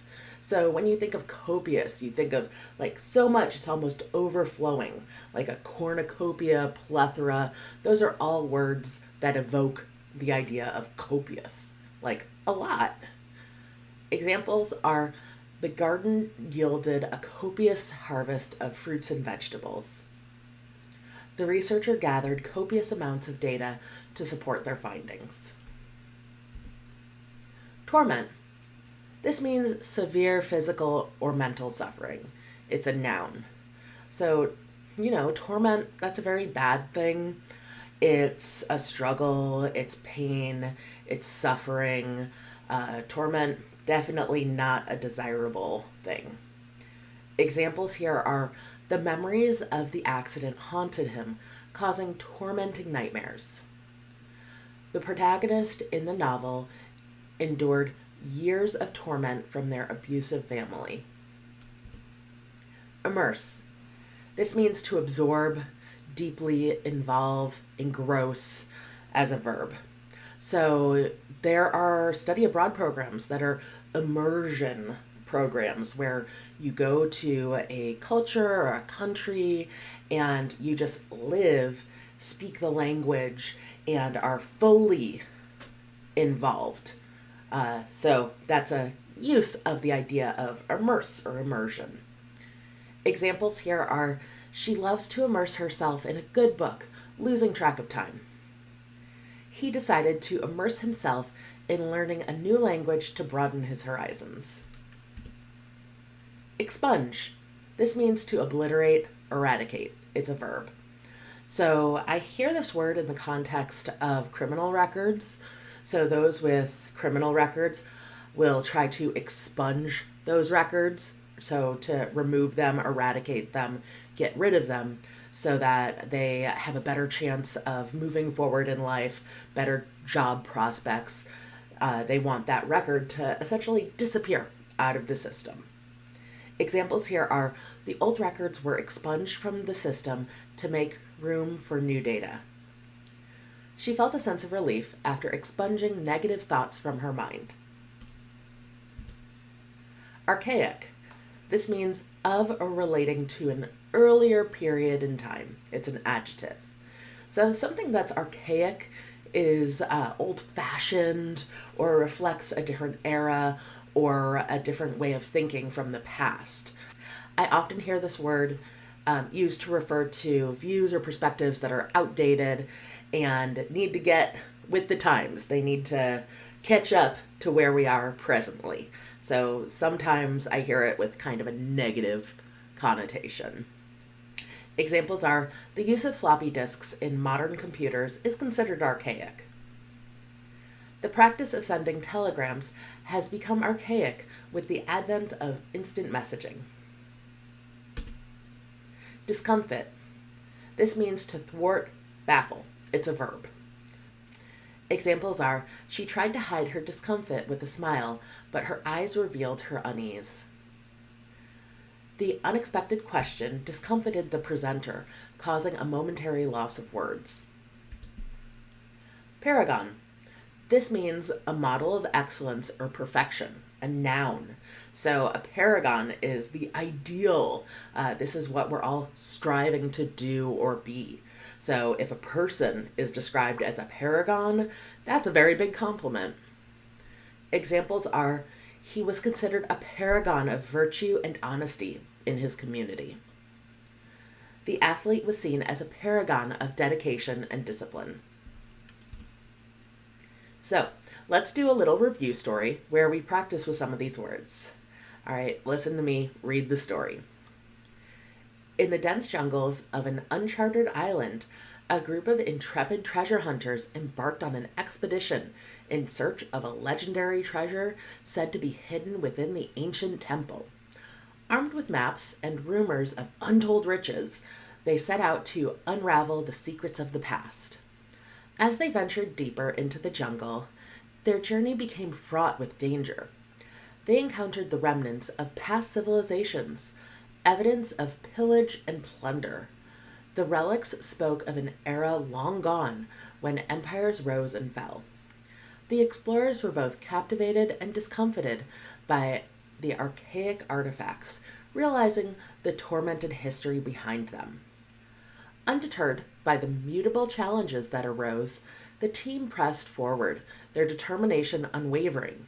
Each member immersed themselves in their respective roles, utilizing their expertise to overcome obstacles. Amidst the copious treasures discovered along the way, a realization dawned upon them. The true treasure lay not in material wealth, but in the collective strength and camaraderie they had forged. They became a paragon of unity, each member contributing their unique skills to the group's success. It was this realization that allowed them to expunge their selfish desires and work together selflessly. Finally, after months of arduous endeavors, they reached the inner sanctum of the temple.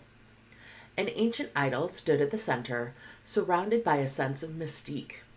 In that moment, the explorers faced a pivotal choice: to capitulate and take what they desired, succumbing to greed, or to honor the sacredness of the place and leave the treasure untouched. With newfound wisdom and reverence, they chose to respect the sanctity of the temple. They left the treasure untouched, acknowledging that their journey had transformed them. So, listen to me read these words one last time for pronunciation practice. Pillage, capitulate, mutable, copious, torment, immerse, expunge, archaic, discomfit, paragon. Listen to me pronounce the words first. Meticulous, veneer, annex, culpable, battery, hierarchy, effluvia, transient, refractory, gesticulate. First, we have meticulous. This means extremely careful with details. It's an adjective. So to be meticulous is to be focusing on every little detail, every little thing. All right, it's generally a desirable characteristic. It's a positive thing, but someone who's too meticulous might be off-putting. Examples here are, she approached her work with a meticulous mindset, double-checking every calculation for accuracy. The chef's meticulous plating of the dish showcased both his culinary skills and attention to aesthetics. Next, we have veneer. So this means a superficial or deceptively attractive appearance, facade. It's a noun. So to have a veneer means to appear nicer than you actually are. There is actually a term veneers to refer to false teeth that are put on to cover up real teeth. And they're shiny, they're perfect, they're more perfect than any human teeth typically could be, and they're called veneers. Examples here are, her smile had a veneer of happiness, masking the sadness she felt deep inside. The antique dresser had a beautiful veneer that added a touch of elegance to the room. Next, we have annex. This means a building joined or associated with a main building as a noun, and it could also mean an addition to a document as a noun. There is a verb form that has a different pronunciation. Today we're going to focus just on the noun. Examples here are, the new library annex provided additional space for study and research. The contract needs an annex to address the changed circumstance. Here's culpable. It means deserving blame as an adjective. So someone who's culpable deserves to be blamed for something. They did something wrong, intentionally. Examples here are, the company was found culpable for the environmental pollution caused by its manufacturing practices. The driver was held culpable for the accident due to his reckless driving. Battery. So, two meanings here. A device that supplies power, as a noun. Assault, beating, also a noun. So it can refer to electronic devices that have batteries within them to power them. So for example, a computer, a car, or it could literally refer to the act of assaulting someone, to hurting someone, to physically beating them. Examples here are, the car wouldn't start because the battery was dead. He was charged with assault and battery for physically attacking another person. Hierarchy. This means a system or organization in which people or groups are ranked one above the other according to status or authority, a noun. So most corporations have a hierarchy where there are the office workers and then the managers and then the directors and then all the way up to the CEO. That is a hierarchy. Same thing with governments. Examples here are, the organization had a clear hierarchy with the CEO at the top and employees at different levels of authority.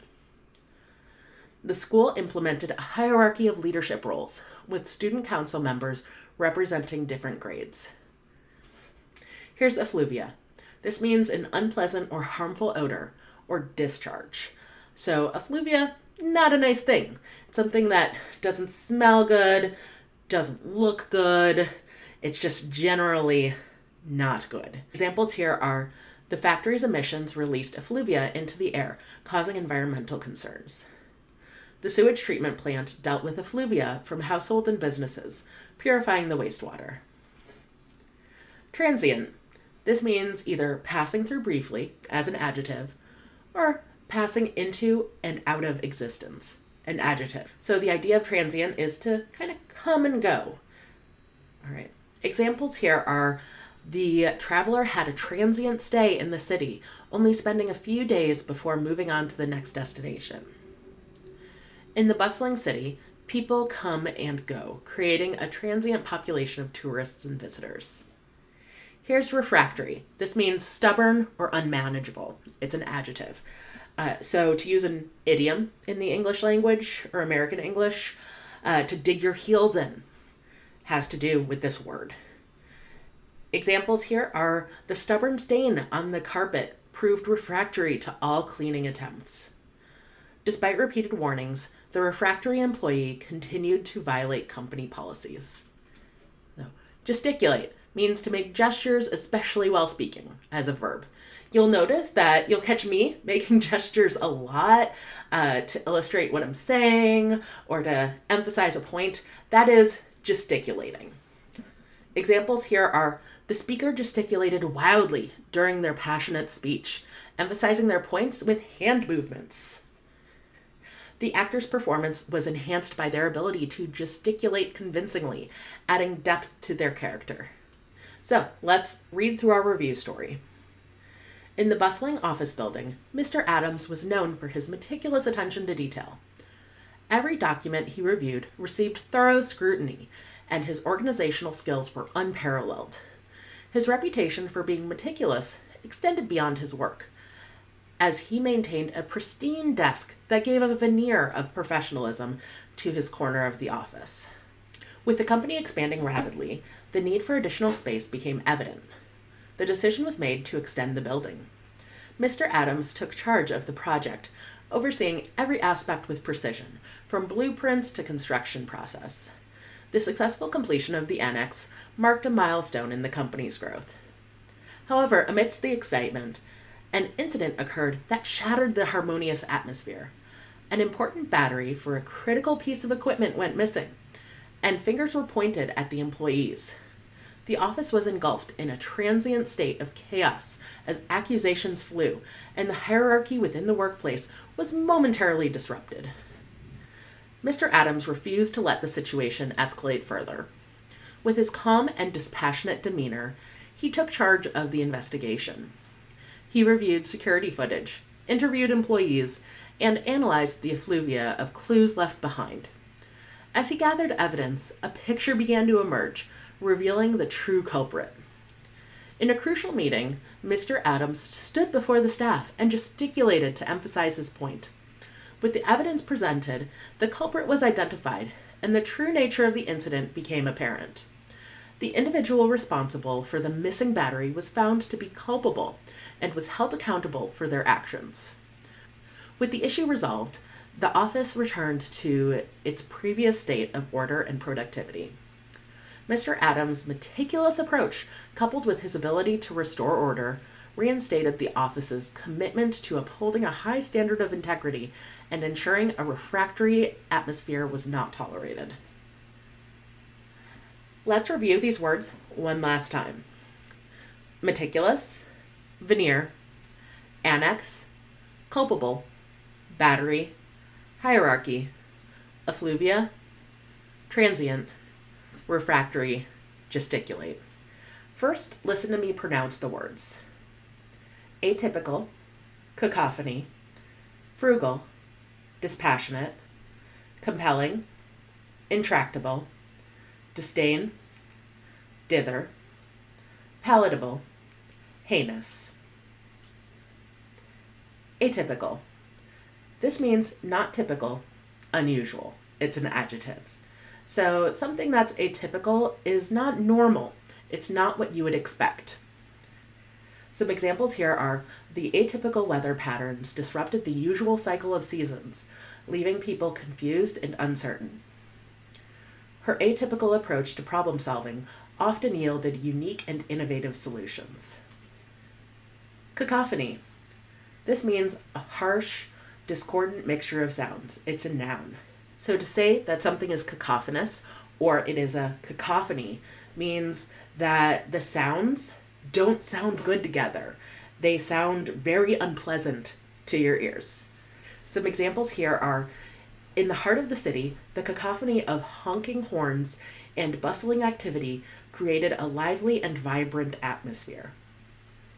The cacophony of voices in the crowded room made it difficult to concentrate on the speaker. Frugal. Thrifty, economical. It's an adjective. Someone who's frugal is trying to save money. They're trying to limit the expenses that they have in life.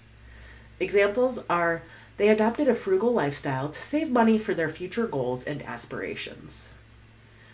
Being frugal allowed her to save money for future endeavors and unexpected expenses.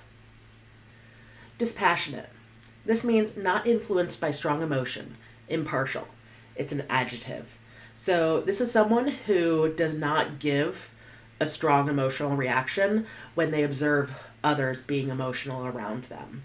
And it's also someone who tries to reserve judgment, who tries to appear neutral, even though there are strong feelings and opinions. Examples here are, his dispassionate response to the heartbreaking news surprised those around him, as he seemed unaffected by the emotional turmoil. The lawyer's dispassionate approach to the case helped her analyze the evidence objectively and make sound arguments. Compelling. This means forceful, demanding attention. It's an adjective. So with something compelling, it means you can't look away. You focus your attention because it's sucking you in. And usually that's in a good way. Examples here are, the movie's compelling storyline and exceptional performances kept the audience engaged from start to finish. His compelling speech inspired and motivated the audience to take action. Intractable. This means difficult to manipulate, unmanageable. It's an adjective.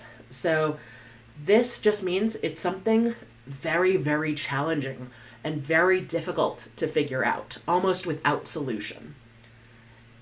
Examples here are, the intractable problem seemed to have no solution, as every attempt to resolve it ended in failure. The negotiations between the two parties became intractable, with neither side willing to compromise. Here's disdain. This means to scorn, hold in low esteem. It's a verb. So to hold disdain or to disdain someone means to really have contempt for them, to not like them, to think they're beneath you. Examples here are, she looked at him with disdain, clearly unimpressed by his actions. They spoke with disdain about the new policy, believing it to be ineffective and poorly thought out. Here's dither. It means to be indecisive, and it's a verb. So to dither means to go back and forth between multiple options. It's to fail to make a decision. Examples here are, unable to make a decision, she continued to dither between two options, weighing the pros and cons endlessly. The manager's constant dithering delayed the project and frustrated the team. Here's palatable. It means acceptable or agreeable to the taste or mind, and it's an adjective. So it means something that is easily accepted. It's something that is not controversial. Examples here are, the dish was well seasoned and the flavors were perfectly balanced, making it a palatable culinary experience.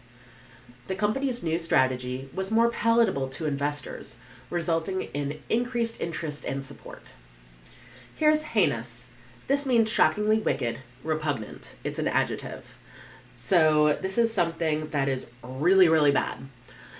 For example, a serial killer could be described as heinous. They are very, very bad. Examples here are, the heinous crime shocked the community, leaving them fearful and outraged. The heinous betrayal by her closest friend left her devastated and questioning their entire relationship. Next, we're going to do a review story. In a small, atypical town, nestled amidst the rolling hills, there was an old mansion that had been abandoned for years. The once grand structure now stood in disrepair, a stark contrast to its former glory. As I approached the mansion, the cacophony of nature's symphony filled the air, drowning out the sounds of the bustling city. I cautiously stepped inside the mansion, taking in the sight of decaying furniture and peeling wallpaper.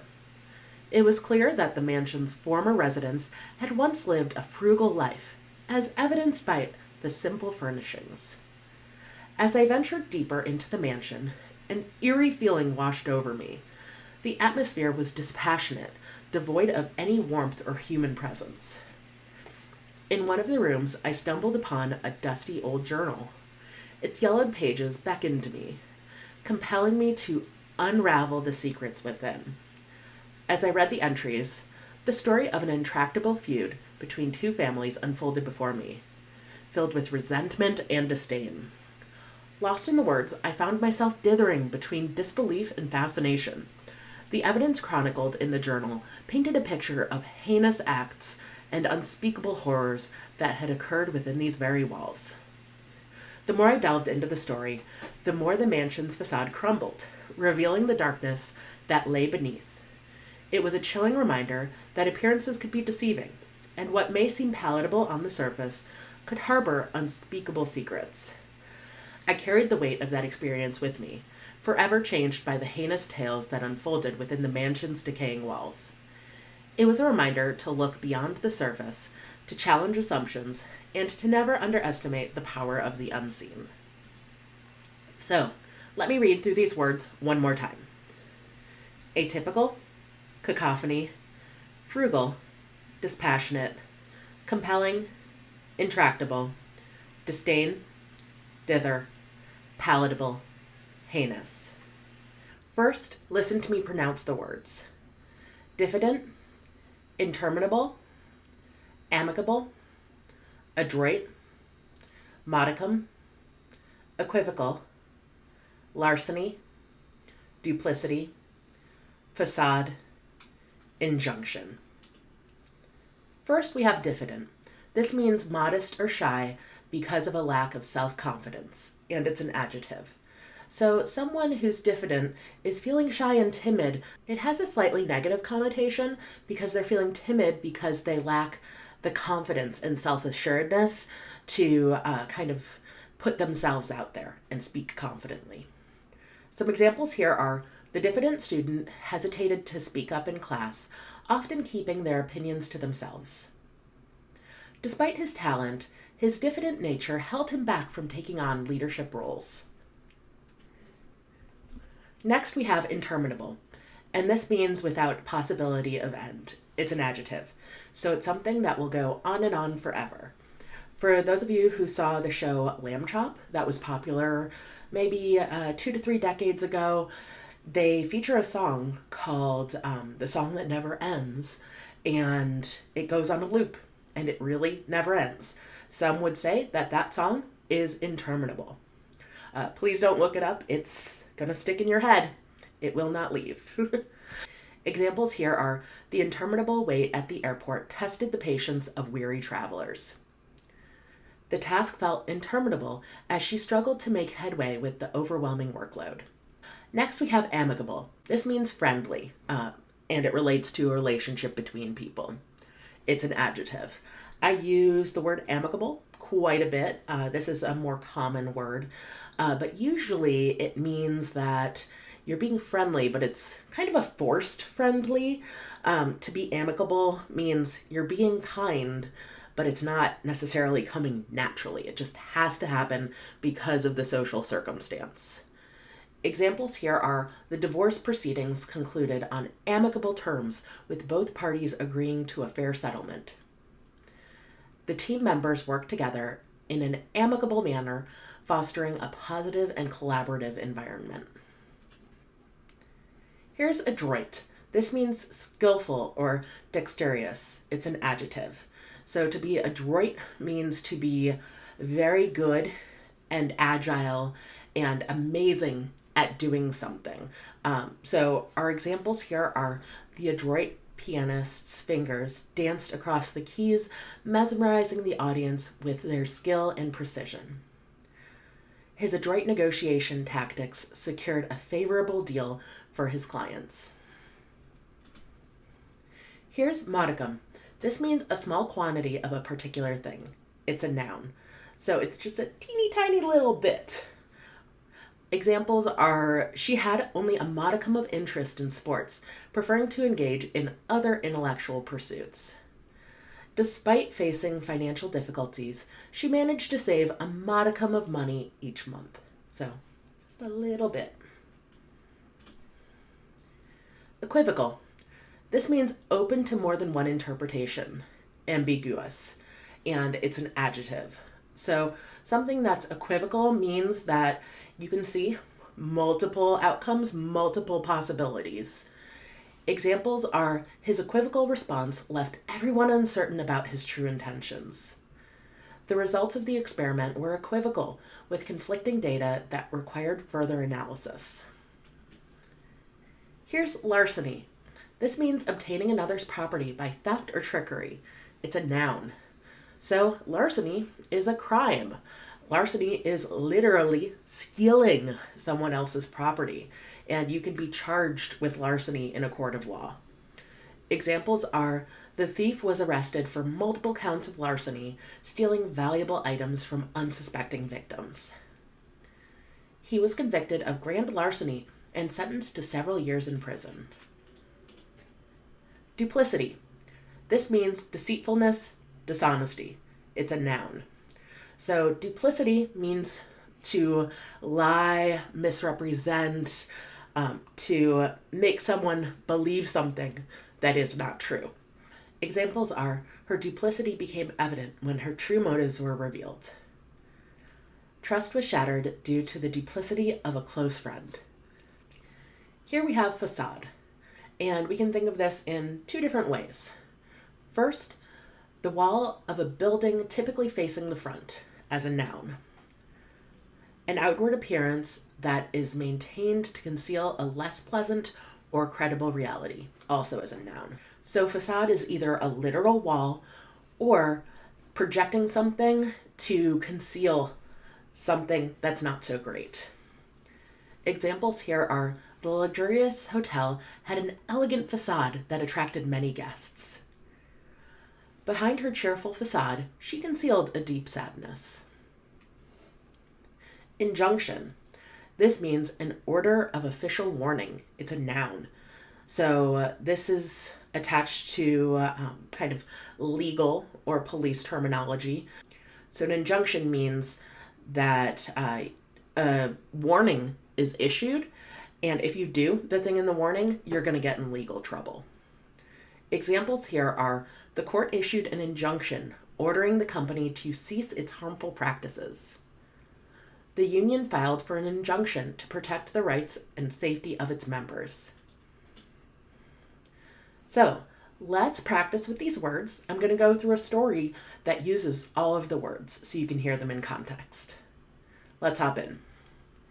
I stepped into the bustling mall, feeling diffident among the throngs of shoppers darting from one store to another. The sheer size and vastness of the place seemed interminable, with endless corridors and numerous levels. But amidst the chaos, there was an air of amicable cooperation among the staff, whose helpfulness and warm smiles put me at ease. With an adroit sense of direction, I navigated through the maze-like layout of the mall. I mustered up the courage to enter one of the high-end boutiques where I found a modicum of excitement in perusing the racks of trendy clothing. As I continued my shopping adventure, there was an unexpected turn of events. A commotion erupted nearby, drawing attention to a brazen act of larceny unfolding right before our eyes. The mall security apprehended the thief and restored a sense of security among the shoppers. Beneath the glitzy facade of the mall, there was an equivocal undercurrent that hinted at hidden agendas and ulterior motives. Some stores engaged in deceptive practices, employing duplicity to lure customers with false promises and misleading advertisements. Yet, amidst the complex webs of consumerism, an injunction was put in place to safeguard the rights of shoppers, ensuring fair and transparent transactions. Despite the occasional challenges and uncertainties, my shopping journey concluded on a positive note. I was able to purchase everything I wanted and leave the mall satisfied in my experience. So, listen to me pronounce these words one last time. Diffident, interminable, amicable, adroit, modicum, equivocal, larceny, duplicity, facade, injunction. Great job today. There are other videos just like this on this channel. I'll put playlists and videos down below. Please like, comment, and subscribe, and tell me what you think about these words down in the comments below. Thanks so much, and I'll see you in the next video. Bye!